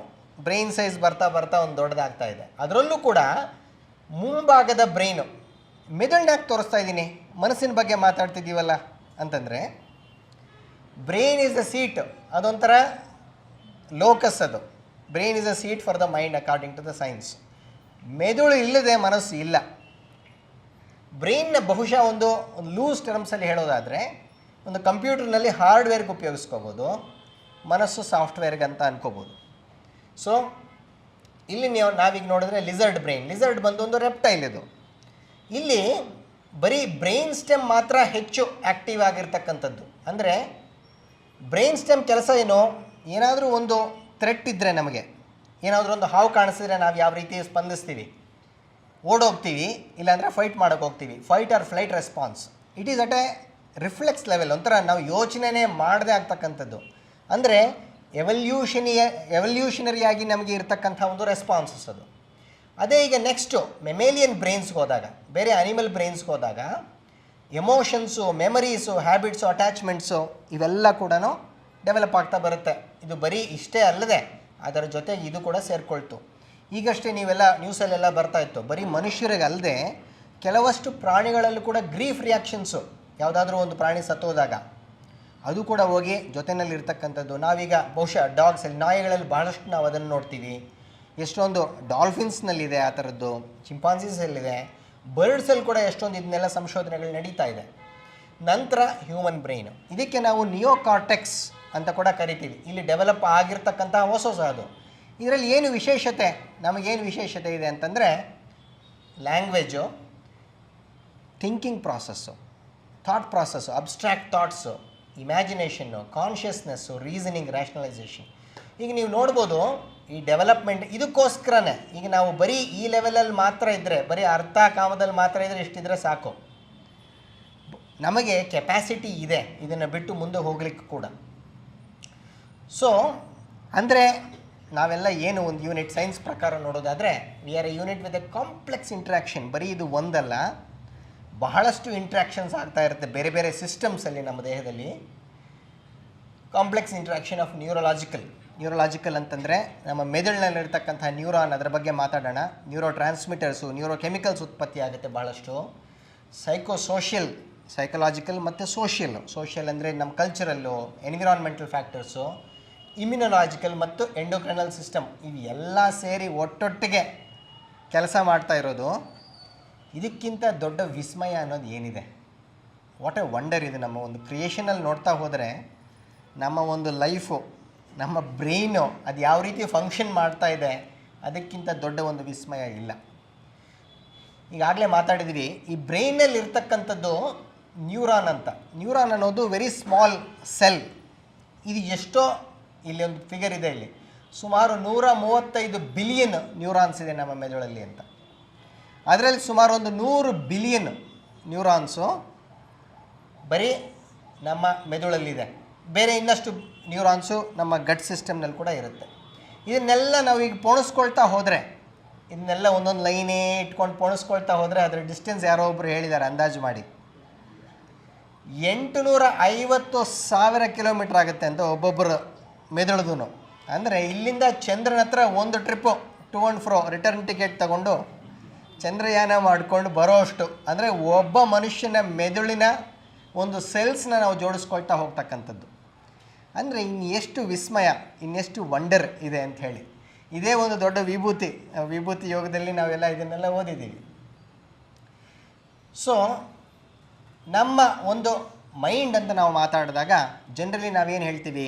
ಥಾಟ್ಸು, ಆಲೋಚನೆಗಳು, ಎಮೋಷನ್ಸು, ಪರ್ಸೆಪ್ಷನ್ಸು, ನಂತರ ಇದರ ನಡುವೆ ಆಗ್ತಕ್ಕಂತಹ ಇಂಟರ್ಯಾಕ್ಷನ್ಸು, ಇವೆಲ್ಲ ಆದಾಗ ನಮ್ಮ ಮೆದುಳಿನಲ್ಲಿ ನ್ಯೂರೋ ಟ್ರಾನ್ಸ್ಮಿಟರ್ಸ್ ರಿಲೀಸ್ ಆಗುತ್ತೆ. ನ್ಯೂರೋ ಟ್ರಾನ್ಸ್ಮಿಟರ್ಸ್ ರಿಲೀಸ್ ಆದಾಗ ಒಂದು ಪ್ರಕ್ರಿಯೆ ಶುರುವಾಗುತ್ತೆ. ಸೊ ಇದರಿಂದ ಈಗ ನಾನೀಗ ಮಾತಾಡ್ತಿದ್ದೀನಿ ಅಂತಂದರೆ, ನಾನು ನಿಮ್ಮನ್ನು ನೋಡ್ತಿದ್ದೀನಿ. ನಿಮ್ಮನ್ನು ನೋಡಿದಾಗ ನನ್ನ ಕಣ್ಣು ಮೇಲೆ ನಿಮ್ಮದೊಂದು ಇಮೇಜ್ ಬೀಳ್ತಾ ಇದೆ. ಇಲ್ಲಿಂದ ರಿಸೀವ್ ಆಗಿ ಇನ್ವರ್ಟೆಡ್ ಇಮೇಜು ಬ್ರೈನಿಗೆ ಹೋಗಿ ತಗೊಂಡೋಗಿ ಅದಕ್ಕೊಂದು ಮೀನಿಂಗ್ ಕೊಡ್ತಾ ಇದೆ. ಓಕೆ, ಇದು ಕೆಂಪು ಬಣ್ಣ, ಇದು ಇವ್ರು ನನ್ನ ಕೂತ್ಕೊಂಡು ನೋಡ್ತಾ ಇದ್ದಾರೆ, ಆಲಿಸ್ತಾ ಇದ್ದಾರೆ, ಅಂದರೆ ಇಂಟ್ರೆಸ್ಟೆಡ್ ಇದೆ ಇವರಿಗೆ ಅನ್ನೋದು ಕೂಡ ಒಂದು ರೀಸನಿಂಗು. ಅದಕ್ಕೆ ನಮ್ಮ ಮೆದುಳಿನ ಇನ್ನೊಂದು ಪಾರ್ಟ್ ಆಫ್ ದ ಬ್ರೈನು ಅದಕ್ಕೊಂದು ಇಂಟರ್ಲಿಂಕಿಂಗ್ ಆಗಿ ಅದು ಮೆಸೇಜಸ್ ಕೊಡ್ತಾ ಇರುತ್ತೆ. ಇವೆಲ್ಲ ಎಷ್ಟು ಕ್ವಿಕ್ಕಾಗಿ ಮಿಲಿ ಸೆಕೆಂಡ್ಸ್ನಲ್ಲಿ ಮೆಸೇಜಸ್ ಬರ್ತಾ ಇರುತ್ತೆ. ಈಗ ನಾನು ಅದರ ಪ್ರತಿಕ್ರಿಯೆ ಕೊಡುವಾಗ ಕೈ ಹಿಂಗೆ ಅನ್ಬೇಕು. ಇವೆಲ್ಲ ಎಷ್ಟೊಂದು ಆಟೋಮ್ಯಾಟಿಕ್ಕಾಗಿ ನಡೀತಾ ಇರುತ್ತೆ ಪ್ರಾಸೆಸ್. ಅಂದರೆ ಅದನ್ನ ಊಹೆ ಮಾಡ್ಕೊಳ್ಳೋದು ಕಷ್ಟ. ಬ್ರೈನಲ್ಲಿ ಸಂಶೋಧನೆಗಳು ಎಷ್ಟು ಮುಂದುವರೆದಿದೆ ಅಂದರೆ ಭಾಳಷ್ಟು ಮುಂದುವರೆದಿದೆ. ಇನ್ನೂ ಭಾಳಷ್ಟು ಗೊತ್ತೇ ಇಲ್ಲ ಇದ್ರ ಬಗ್ಗೆ. ಇದೊಂದು ದೊಡ್ಡ ಎನಿಗ್ಮಾ ಅಂತಲೇ ನಾವು ಕರಿಬೋದು. ಸೊ ಫೀಡ್ಬ್ಯಾಕ್ ಲೂಪ್ಸು ಪದೇ ಒಂದು ರಿಪೀಟೆಡ್ ಆಗಿ, ಬರೀ ಒಂದು ಪಾರ್ಟ್ ಆಫ್ ದ ಬ್ರೈನ್ ಅಲ್ಲ, ಬೇರೆ ಪಾರ್ಟ್ಸ್ ಆಫ್ ದ ಬ್ರೈನು ಇದರಲ್ಲಿ ಇನ್ವಾಲ್ವ್ ಆಗಿರುತ್ತೆ. So feedback loops allows for adjustments, learning and memory updates. ಈಗ ನನಗೆ ಯಾರಾದರೂ ಯಾರಾದರೂ ಒಬ್ಬರು ಆಕಳಿಸ್ತಾ ಇರೋದು ನೋಡಿದ್ರೆ ನನಗೆ ಸಡನ್ನಾಗಿ ಅನಿಸುತ್ತೆ, ಮೇ ಬಿ ನನ್ನ ಟೋನ್ ಚೇಂಜ್ ಮಾಡಬೇಕೇನೋ, ಏನಾದರೂ ಸಡನ್ನಾಗಿ ನಿಮಗೆ ಒಂದು ಕ್ವಶನ್ ಕೇಳಬೇಕೇನೋ, ಅಂದರೆ ಅಡ್ಜಸ್ಟ್ಮೆಂಟ್ಸ್ ಮಾಡ್ಕೊಳ್ಳೋದಿರ್ಬೋದು. ಸೊ ಇವೆಲ್ಲ ಪ್ರಕ್ರಿಯೆಗಳು ನಾವು ಹುಟ್ಟಿದಾಗಲಿಂದ ಆಗ್ತಾ ಇರುತ್ತೆ. ಸೊ ಯಾವ ಥರದ ಒಂದು ಪ್ಯಾಟರ್ನ್ಸ್ ಕೊಡುತ್ತೆ ನಮಗೆ ಇವೆಲ್ಲ ಕೂಡ. ಸೊ ಬೇಸಿಕಲಿ ನಾವೆಲ್ಲರೂ ಕೂಡ ಬೇರೆ ಆಲ್ದೋ ಮೆದುಳು ಒಂದೇ ಇದ್ದರೂ ಕೂಡ, why is that we are all so different ಅನ್ನೋದಕ್ಕೆ ಉತ್ತರ ಒಂದು ನೇಚರು, ಇನ್ನೊಂದು ನರ್ಚರ್. ನೇಚರ್ ಅಂತಂದರೆ ಹೆರಿಡಿಟ್ರಿ ಅಥವಾ ನಮ್ಮ ಜೀನ್ಸ್ ಅಂತ ನಾವು ಹೇಳ್ಬೋದು. ಕೆಲವು ಅದನ್ನು ಈಗ ವೇದಾಂತ ಅಥವಾ ಶಾಸ್ತ್ರದ ಮುಖಾಂತರ ನೋಡೋದಾದರೆ ಸ್ಟ್ರಾಂಗ್ ವಾಸನಸ್, ಕೆಲವು ಇಂಪ್ರೆಷನ್ಸ್ ನಾವು ಏನೇನು ಕ್ಯಾರಿ ಮಾಡ್ಕೊಂಡು ಬಂದಿರ್ತೀವಿ ಅಂತಕ್ಕಂಥದ್ದು. ಸೊ ನಾನು ಯಾವ ಕಲರ್ ಇದ್ದೀನಿ, ಎಷ್ಟು ಹೈಟ್ ಇದ್ದೀನಿ, ಅಷ್ಟೇ ಅಲ್ಲ ನನ್ನ ಟೆಂಪರ್ಮೆಂಟ್ ಕೂಡ, ಕೆಲವು ಟೆಂಪರ್ಮೆಂಟಲ್ ಟ್ರೇಟ್ಸ್ ಏನಿದೆ ಅದು ಕೂಡ ಹೆರಿಟಬಲ್ ಅಂತ ಹೇಳ್ತಾರೆ. ನಂತರ ನರ್ಚರು, ನನಗೆ ಯಾವ ಥರದ ಇನ್ಫ್ಲೂಯೆನ್ಸಸ್ ಇತ್ತು ಚಿಕ್ಕ ವಯಸ್ಸಿನಿಂದ, ನನ್ನ ಒಂದು ಬೆಳವಣಿಗೆ ಯಾವ ಥರ ಇತ್ತು, ಸ್ಕೂಲಲ್ಲಿ ಎಕ್ಸ್ಪೀರಿಯನ್ಸಸ್ ಯಾವ ಥರ ಇತ್ತು, ಅಪ್ಪ ಅಮ್ಮ ಯಾವ ಥರ ನೋಡಿಕೊಂಡ್ರು, ಒಳ್ಳೆಯ ಒಂದು ಎನ್ವಿರಾನ್ಮೆಂಟ್ ಇತ್ತಾ ಇಲ್ವಾ, ಯಾರಾದರೂ ನನಗೆ ಕ್ರಿಟಿಸೈಸ್ ಮಾಡಿದ್ರ, ಬುಲಿ ಮಾಡಿದ್ರ, ಅಬ್ಯೂಸ್ ಏನಾದರೂ ಆಯಿತಾ, ಇವೆಲ್ಲ ಕೂಡ ನಮ್ಮ ಒಂದು ಬೆಳವಣಿಗೆನ ಶೇಪ್ ಮಾಡ್ಕೊಳ್ತಾ ಬರುತ್ತೆ. ಇನಿಷಿಯಲ್ ಒಂದು 8 ಇಯರ್ಸ್ವರೆಗೂ ಅದನ್ನ ಫಾರ್ಮೇಟಿವ್ ಇಯರ್ಸ್ ಅಂತ ಕರಿತೀವಿ. ಎಲ್ಲ ಮಕ್ಕಳಿಗೂ ಕೂಡ ಬಹಳ ಕ್ರೂಷಿಯಲ್ ಪೀರಿಯಡ್ ಅದು. ನಂತರ ಆಗ್ತಕ್ಕಂಥದ್ದು ಇಂಪ್ರೆಷನಬಲ್ ಏಜ್ ಅಂತ. ಈ ಇಂಪ್ರೆಷನಬಲ್ ಏಜ್ ಅಂತಕ್ಕಂಥದ್ದು 25 ವರ್ಷದವರೆಗೂ ಆಗ್ಬೋದು, 25ರಿಂದ 30ರವರೆಗೂ ಆಗ್ಬೋದು. ಅಂದರೆ ಈ ಇಂಪ್ರೆಷನ್ಸ್ ಎಲ್ಲ ಡೆವಲಪ್ ಮಾಡಿ ಒಂದು ಹಾರ್ಡ್ವೇರ್ ಒಂದು ಹಂತಕ್ಕೆ ಬರಬೇಕಾದ್ರೆ ಈ ಮೆದುಳಿನ ಈ ಪಾರ್ಟ್ ಭಾಳ ಮುಖ್ಯ. ಪ್ರಿಫ್ರಾಂಟಲ್ ಕಾರ್ಟೆಕ್ಸ್ ಅಂತ ನಾವೇನು ಹೇಳ್ತೀವಿ, ಇದು ಭಾಳ ಮುಖ್ಯ. ಇದು ಪೂರ್ತಿ ಡೆವಲಪ್ ಆಗೋದಕ್ಕೆ ಒಂದು 25ರಿಂದ 30 ವರ್ಷ ಆಗಬಹುದು ಬಹುಶಃ. ಈ ಪಾರ್ಟ್ ಬೇಗ ಆಗಿಬಿಟ್ಟಿರುತ್ತೆ. ಇದು ಯಾಕೆಂದರೆ ಮೆಮೇರಿಯನ್ ಬ್ರೈನ್, ನೀವಾಗಲೇ ನೋಡಿದಾಗೆ ನಮಗೆ ಬೇಕು ಅಂತ ಅನಿಸೋದು, ಎಮೋಷನ್ಸು ತುಂಬ ಬೇಗ ಅಟ್ಯಾಚ್ ಆಗ್ತಕ್ಕಂಥದ್ದು, ಇಂಥದ್ದು ನಮ್ಮ ನೀಡ್ಸಿಗೆ ಬೇಕು ಅಂತಕ್ಕಂಥದ್ದು, ಇದೆಲ್ಲ ಮೊದಲಿಂದನೇ ಇದೆ. ಆದರೆ ಈ ನಿಯೋ ಕಾರ್ಟೆಕ್ಸ್ ಇದು ಡೆವಲಪ್ ಆಗೋದಕ್ಕೆ ಭಾಳಷ್ಟು ಲೇಟ್ ಆಗುತ್ತೆ. ಸೊ ಅಂದರೆ ಈಗ ನಾವು ಏನೀಗ ಹೇಳ್ತಿದ್ದೀವಿ ಅಂದರೆ ಕೆಲವು ಜೆನೆಟಿಕಲ್ ರಿಸ್ಕ್ ಫ್ಯಾಕ್ಟರ್ಸಿಂದ ಈಗ ನಾವು ಯಾಕೆ ಕೆಲವರು ತುಂಬ ಬೇಗ ಒಂದು ವೇದಾಂತದ ಕಡೆ ಬರ್ತಾರೆ, ತುಂಬ ಬೇಗ ಒಂದು ಅಡಿಕ್ಷನ್ಸಿಂದ ಹೊರಗೆ ಬರ್ತಾರೆ, ಇನ್ನು ಕೆಲವ್ರಿಗೆ ಬರೋಕ್ಕೆ ಆಗೋದಿಲ್ಲ ಅಂತಂದರೆ there are interlinking factors between nature and nurture. ಇಲ್ಲಿ ನಾನು ಗುರುಗಳ ಹತ್ರ ಕೇಳ್ತಾ ಇದ್ದಾಗಲೇ ಏನು ಚಾಲೆಂಜಸ್ ಏನಿದೆ ಇಲ್ಲಿ ಬರೋರಿಗೆ ಅಂತಂದಾಗ ಅವ್ರು ಹೇಳ್ತಿದ್ರು, ಭಾಳ ಜನಕ್ಕೆ ಸೊಲ್ಯೂಷನ್ಸು ಇನ್ಸ್ಟೆಂಟಾಗಿ ಬೇಕು, ಪ್ಲಸ್ ಶ್ರದ್ಧೆ. ನಾವು ಕಲ್ತ್ಕೊಳ್ಳುವಾಗ ಕೂತ್ಕೊಂಡು ಕೇಳ್ತಾ ಇದ್ದಷ್ಟು ಶ್ರದ್ಧೆ ಇಲ್ಲ. ನಂತರ ತುಂಬ ಬೇಗ ಫಾಲೋ ಮಾಡೋದು, ಈಗ ನಾವು ಹೇಳ್ಕೊಡೋದು ಹೋಗಿ ಪ್ರಾಕ್ಟೀಸ್ ಮಾಡೋದಕ್ಕೆ ಆಗ್ತಾ ಇಲ್ಲ ಅಂತ. ಬಹುಶಃ ಇವೆಲ್ಲವೂ ಕೂಡ ಈಗಿನ ಒಂದು ತಂತ್ರಜ್ಞಾನದ ಯುಗದಲ್ಲಿ, ಸ್ಕ್ರೀನ್ ಟೈಮ್ಸ್ ಅಂತ ಏನಿದೆ, ಈ ತಂತ್ರಜ್ಞಾನದ ಯುಗದಲ್ಲಿ ನಮ್ಮ ಒಂದು ಅಟೆನ್ಷನ್ ಸ್ಪ್ಯಾನು, ನಮ್ಮ ಒಂದು ಕಾನ್ಸಂಟ್ರೇಷನ್ ಎಬಿಲಿಟೀಸ್ ಇವೆಲ್ಲ ಕಡಿಮೆ ಆಗ್ತಾ ಇದೆ ಅಂತ ಅನಿಸುತ್ತೆ. ಇದರ ಸಲುವಾಗಿ ಬಹಳಷ್ಟು ಸಂಶೋಧನೆಗಳು ನಡೀತಾ ಇದೆ. ಈಗ ಫೋನ್ನ ಮೊಬೈಲ್ ಟೆಕ್ನಾಲಜೀಸ್ ನಾವೇನು ಎಷ್ಟೊಂದು ಉಪಯೋಗ ಇದೆ ಅಷ್ಟೇ ದುರುಪಯೋಗಗಳು ಭಾಳಷ್ಟಿದೆ. ಇದನ್ನು ಈಗ ನಾವು ಇದಕ್ಕೆ ಅಡಿಕ್ಷನ್ ಆಗಿರೋರಿಗೆ ಡಿಜಿಟಲ್ ಕೊಕೇನ್ ಅಡಿಕ್ಷನ್ ಥರನೇ ಅಂತ ಕರಿತಾ ಇದ್ದೀವಿ ನಾವು ಇದನ್ನು. ಮೊದಲು ಈಗ ಟೊಬ್ಯಾಕೋ ಬಗ್ಗೆ ನಾವು ತಗೊಳ್ಳೋದಾದರೆ ಒಂದು example, one of the most addictive substance known to the mankind tobacco ಅಂತಕ್ಕಂಥದ್ದು. ಅದು ಹೇರಳವಾಗಿ ಆಗೋಗ್ಬಿಟ್ಟಿತ್ತು, ಅದನ್ನು ತೆಗೆದಾಕೋಕ್ಕೆ ಸಾಧ್ಯನೇ ಇಲ್ಲ, ಅದಕ್ಕೆ ಲೀಗಲೈಸ್ ಮಾಡಿದರು. ಅದ್ರ ಕೆಳಗಡೆ ಈಗ ಸ್ಟ್ಯಾಟ್ಯೂಟರಿ ವಾರ್ನಿಂಗು. ಅದೇ ರೀತಿ ನಮ್ಮ ಮೊಬೈಲ್ ಫೋನ್ಸು ಆಗಿರುತ್ತೆ. ಇದನ್ನು ನೀವು ತೆಗೆದಾಕೋಕ್ಕೆ ಸಾಧ್ಯವೇ ಇಲ್ಲ, ಟೆಕ್ನಾಲಜಿ ನೀವು ತೆಗಿಯೋಕ್ಕೆ ಸಾಧ್ಯನೇ ಇಲ್ಲ, ಬಟ್ ವಾರ್ನಿಂಗ್ಸ್ ಬರೋಕ್ಕೆ ಸ್ಟಾರ್ಟ್ ಆಗುತ್ತೆ ಇದಕ್ಕೆ ಮೊದಲು. ಅದೇ ಅಂದರೆ ಏನಾಗುತ್ತೆ, ಯಾವುದೇ ಒಂದು ಸಬ್ಸ್ಟೆನ್ಸಿಗೆ ನಾವು ಅಡಿಕ್ಷನ್ ಆದಾಗ ನಮ್ಮ ಒಂದು ಬೇಸ್ ಲೈನ್ ಈ ಥರ ಇರ್ತಕ್ಕಂಥದ್ದು, ಇಲ್ಲಿ ಬೇಸ್ ಲೈನ್ಗೆ ಏರುಪೇರಾಗುತ್ತೆ. ಸೊ ಈ ಒಂದು ಶ್ಲೋಕ ಈಗ ಭಗವದ್ಗೀತೆ ಇದು ನಿಮಗೆ ಗೊತ್ತೇ ಇರುತ್ತೆ. ಸೊ ಇದರಲ್ಲಿ what is the message which is being given ಮೊದಲಿಂದನೂ ಅಷ್ಟೇ. So whenever there is any gratification, okay, sense gratification ಇದ್ದಾಗ ನಮ್ಮ ಮೈಂಡು ತುಂಬ ಬೇಗ ಅಟ್ಯಾಚ್ ಆಗುತ್ತೆ. ಅಟ್ಯಾಚ್ ಆಗೋದು ಏನಕ್ಕೆ ಅಂದರೆ ಈ ಪ್ರಕ್ರಿಯೆ ನಾವಿಲ್ಲಿ ತೋರಿಸ್ತಾ ಇದ್ದೀವಿ. ಬಿಕಾಸ್ ಆಫ್ ಈ ಅಡಿಕ್ಷನ್ ಪಾತ್ವೇ ಅಂತ ಒಂದು ಬರುತ್ತೆ ಇಲ್ಲಿ. ಈ ಅಡಿಕ್ಷನ್ ಪಾತ್ವೆಯಿಂದ ಡೋಪಮಿನ್ ಅಂತಕ್ಕಂಥದ್ದು ಕಾನ್ಸ್ಟೆಂಟಾಗಿ ರಿಲೀಸ್ ಆಗ್ತಾ ಇರುತ್ತೆ. ಅದು ಆ ರಿಲೀಸ್ ಆದಾಗ ಒಂದು ಪ್ಲೆಷರು, ಚೆನ್ನಾಗಿ ಅನಿಸುತ್ತೆ. ಚೆನ್ನಾಗಿ ಅನಿಸೋದು ನಮ್ಗೆ ಯಾಕೆ ಬೇಡ? ನಮ್ಮ ಮೆದುಳು ಒಂದು ಸ್ಪಾಂಜ್ ಥರ, ನೀವು ಏನು ಕೊಟ್ಟರೆ ಅದನ್ನು ತಗೊಳುತ್ತೆ. ಅದು ಮೌಲ್ಡ್ ಆಗ್ತಾನೆ ಇರುತ್ತೆ. ಚಿಕ್ಕ ವಯಸ್ಸಿಂದ ನೀವು ಏನಾದರೂ ಕೊಟ್ಕೊಂಡು ಬನ್ನಿ, it starts to mould according to ಏನು ಇಂಗ್ರೀಡಿಯೆಂಟ್ ಹಾಕಿದ್ರೆ ಕಾಂಕ್ರೀಟ್ ಥರ ಅದು ಹಾಕ್ಕೊಂಡು ಬೆಳೀತಾನೆ ಇರುತ್ತೆ ಇದು. ಸೊ ದೊಡ್ಡದಾಗ್ತಾ ಕಾಂಕ್ರೀಟ್ ಆಗುತ್ತೆ, ಬೆಳೆಯುವಾಗ ಅದು ಸ್ಪಾಂಜ್ ಥರನೇ ಇರುತ್ತೆ. So it depends on what we really feed hour brain with ಅಂತ ಹೇಳಿ. ಸೊ ಈ ಒಂದು ಎರಡು ಇದನ್ನು ನೆನಪಿನಲ್ಲಿ ಇಟ್ಕೊಳ್ಳಿ. ಈ ಕಡೆ ಒಂದು ಪ್ರಿಫ್ರಾಂಟಲ್ ಕಾರ್ಟೆಕ್ಸು, ಈ ಕಡೆ ಅಮಿಗ್ಡಲಾ ಅಂತೇಳಿ. ಅಮಿಗ್ಡಲಾನ ನಾವು ಇದೆಲ್ಲ ಕೂಡ ರಫ್ ಆಗಿ ಹೇಳ್ತಕ್ಕಂಥದ್ದು. It is never this simple by the way. ಯಾವುದೇ ಒಂದು ಸೈನ್ಸ್ನಲ್ಲಿ ಇಷ್ಟೊಂದು ಸಿಂಪಲ್ ಆಗಿರೋದಿಲ್ಲ. ಸೊ ಅಮಿಗ್ಡಲಾನ ನಾವು ಒಂದು ಕಾರ್ ಆಕ್ಸಿಲರೇಟ್ರಿಗೆ ಬೇಕಿದ್ರೆ ಹೋಲಿಸ್ಕೋಬೋದು. ಪ್ರಿಫ್ರಾಂಟಲ್ ಕಾರ್ಟೆಕ್ಸ್ನ ಬ್ರೇಕಿಗೆ ಹೋಲಿಸ್ಕೋಬೋದು. ಪ್ರಿಫ್ರಾಂಟಲ್ ಕಾರ್ಟೆಕ್ಸ್ ಇನ್ನೂ ಡೆವಲಪ್ ಆಗಿರೋದೇ ಇಲ್ಲ ಎಷ್ಟೊಂದು ಜನಕ್ಕೆ. ನಾವು ಆಗಲೇ ಹೇಳಿದಾಗ 25-30 ವರ್ಷ ಅಂತಂದ್ವಿ. ಈಗ ನಮಗೆ ಬೇಕು ಬೇಕು ಬೇಕು ಅಂತ ಅನ್ನಿಸ್ತಾ ಇದ್ದಾಗ ಏನಾದರೂ ಒಂದು ಅಮಿಗ್ಡಾಲ ಹೇಳ್ತಾ ಇದೆ ನಮ್ಗೆ ಬೇಕು ಅಂತ, ಬಟ್ ಇಲ್ಲಿ ಬ್ರೇಕ್ ಇನ್ನೂ ಡೆವಲಪ್ ಆಗಿಲ್ಲ. ಸೊ ಆವಾಗ ಅವ್ರು ಉಪಯೋಗಿಸ್ತಾ ಬಂದಾಗ ಬೇಗ ಅಡಿಕ್ಷನ್ ಆಗುತ್ತೆ. ಸೊ ಈ ಒಂದು ಶ್ಲೋಕದಲ್ಲಿ ಸೊ ನಿಮಗೆ ಗೊತ್ತಾಗುತ್ತೆ ಈಗ, ಧ್ಯಾಯತೋ ವಿಷಯಾನ್ ಪುಂಸಃ ಸಂಗಸ್ತೇಶೋಪಜಾಯತೆ. ಸೊ ಅದರದ್ದು ಒಂದು ಎಕ್ಸ್ಟೆನ್ಷನ್ ಇದು. ಯಾವ ರೀತಿ ಒಂದು ಇಂಟ್ರಾಕ್ಷನ್ ಸ್ಟಾರ್ಟ್ ಆಗುತ್ತೆ ನಮಗೆ ಬೇಕು ಅಂತ ಅನ್ನಿಸ್ದಾಗ. ಒಂದು ಎಕ್ಸಾಂಪಲ್ ಸ್ಮೋಕಿಂಗ್ ಇಟ್ಕೊಳ್ಳೋಣ. ಬೇಕು ಬೇಕು ಅಂತ ಅನ್ನಿಸ್ತಾ ಇರುತ್ತೆ, ಅದು ನೋಡಿದಾಗ ಬೇಕು ಅಂತ ಅನಿಸುತ್ತೆ. ಒಂದು ಸತಿ ಬೇಕು ಅಂತ ಅನ್ನಿಸ್ದಾಗ they start to get addicted. ಒಂದು ಸುಮಾರು ದಿವಸ ಒಂದು ತಗೊಂಡ್ಮೇಲೆ ತುಂಬ ಬೇಗ ಅಡಿಕ್ಷನ್ ಆಗೋಗುತ್ತೆ. ಬಟ್ ಅವ್ರಿಗೆ ಬ್ರೇಕಿಂಗ್ ಸಿಸ್ಟಮ್ ಇನ್ನೂ ಡೆವಲಪ್ ಆಗಿರಲ್ಲ.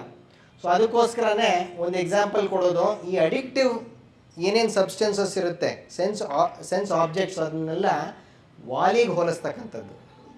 ವಾಲಿ ಎಕ್ಸಾಂಪಲ್ ಯಾಕೆ ಕೊಟ್ಟಿದ್ದಾರೆ?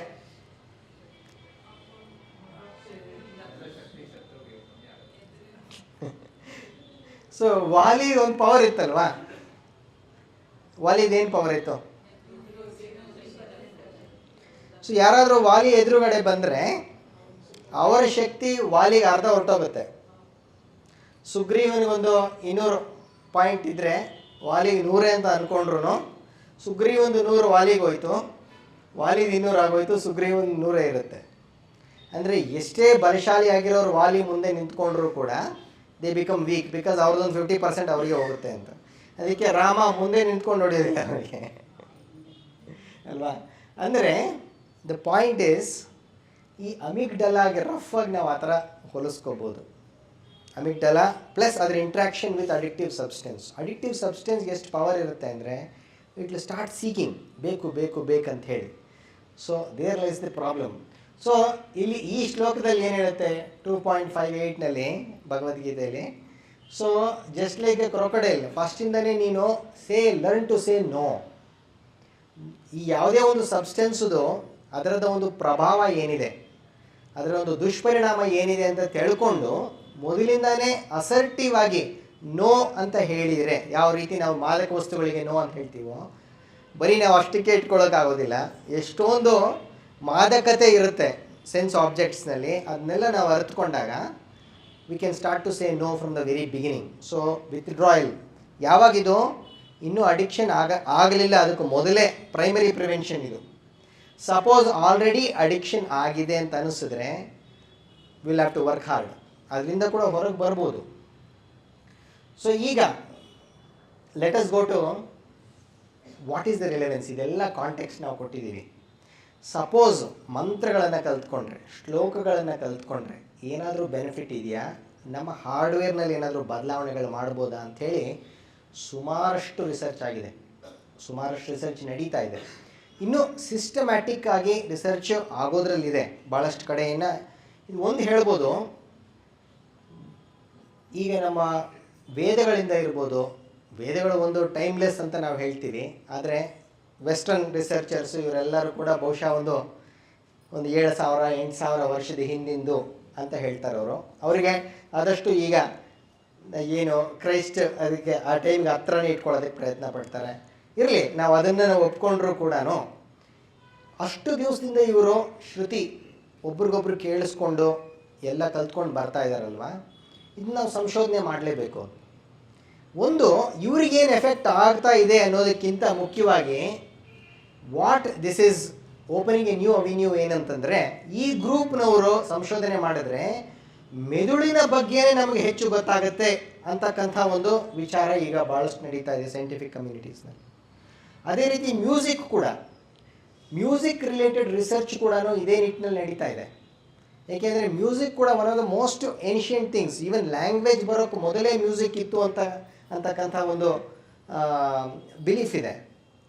ಮ್ಯೂಸಿಕ್ ಆವಾಗಲಿಂದ ಇರತಕ್ಕಂಥದ್ದು, ಲ್ಯಾಂಗ್ವೇಜ್ ಬಂತು.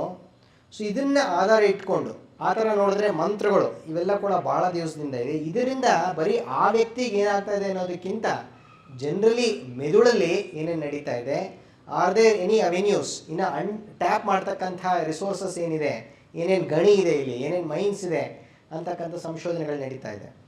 ಸೊ ಇದರಲ್ಲಿ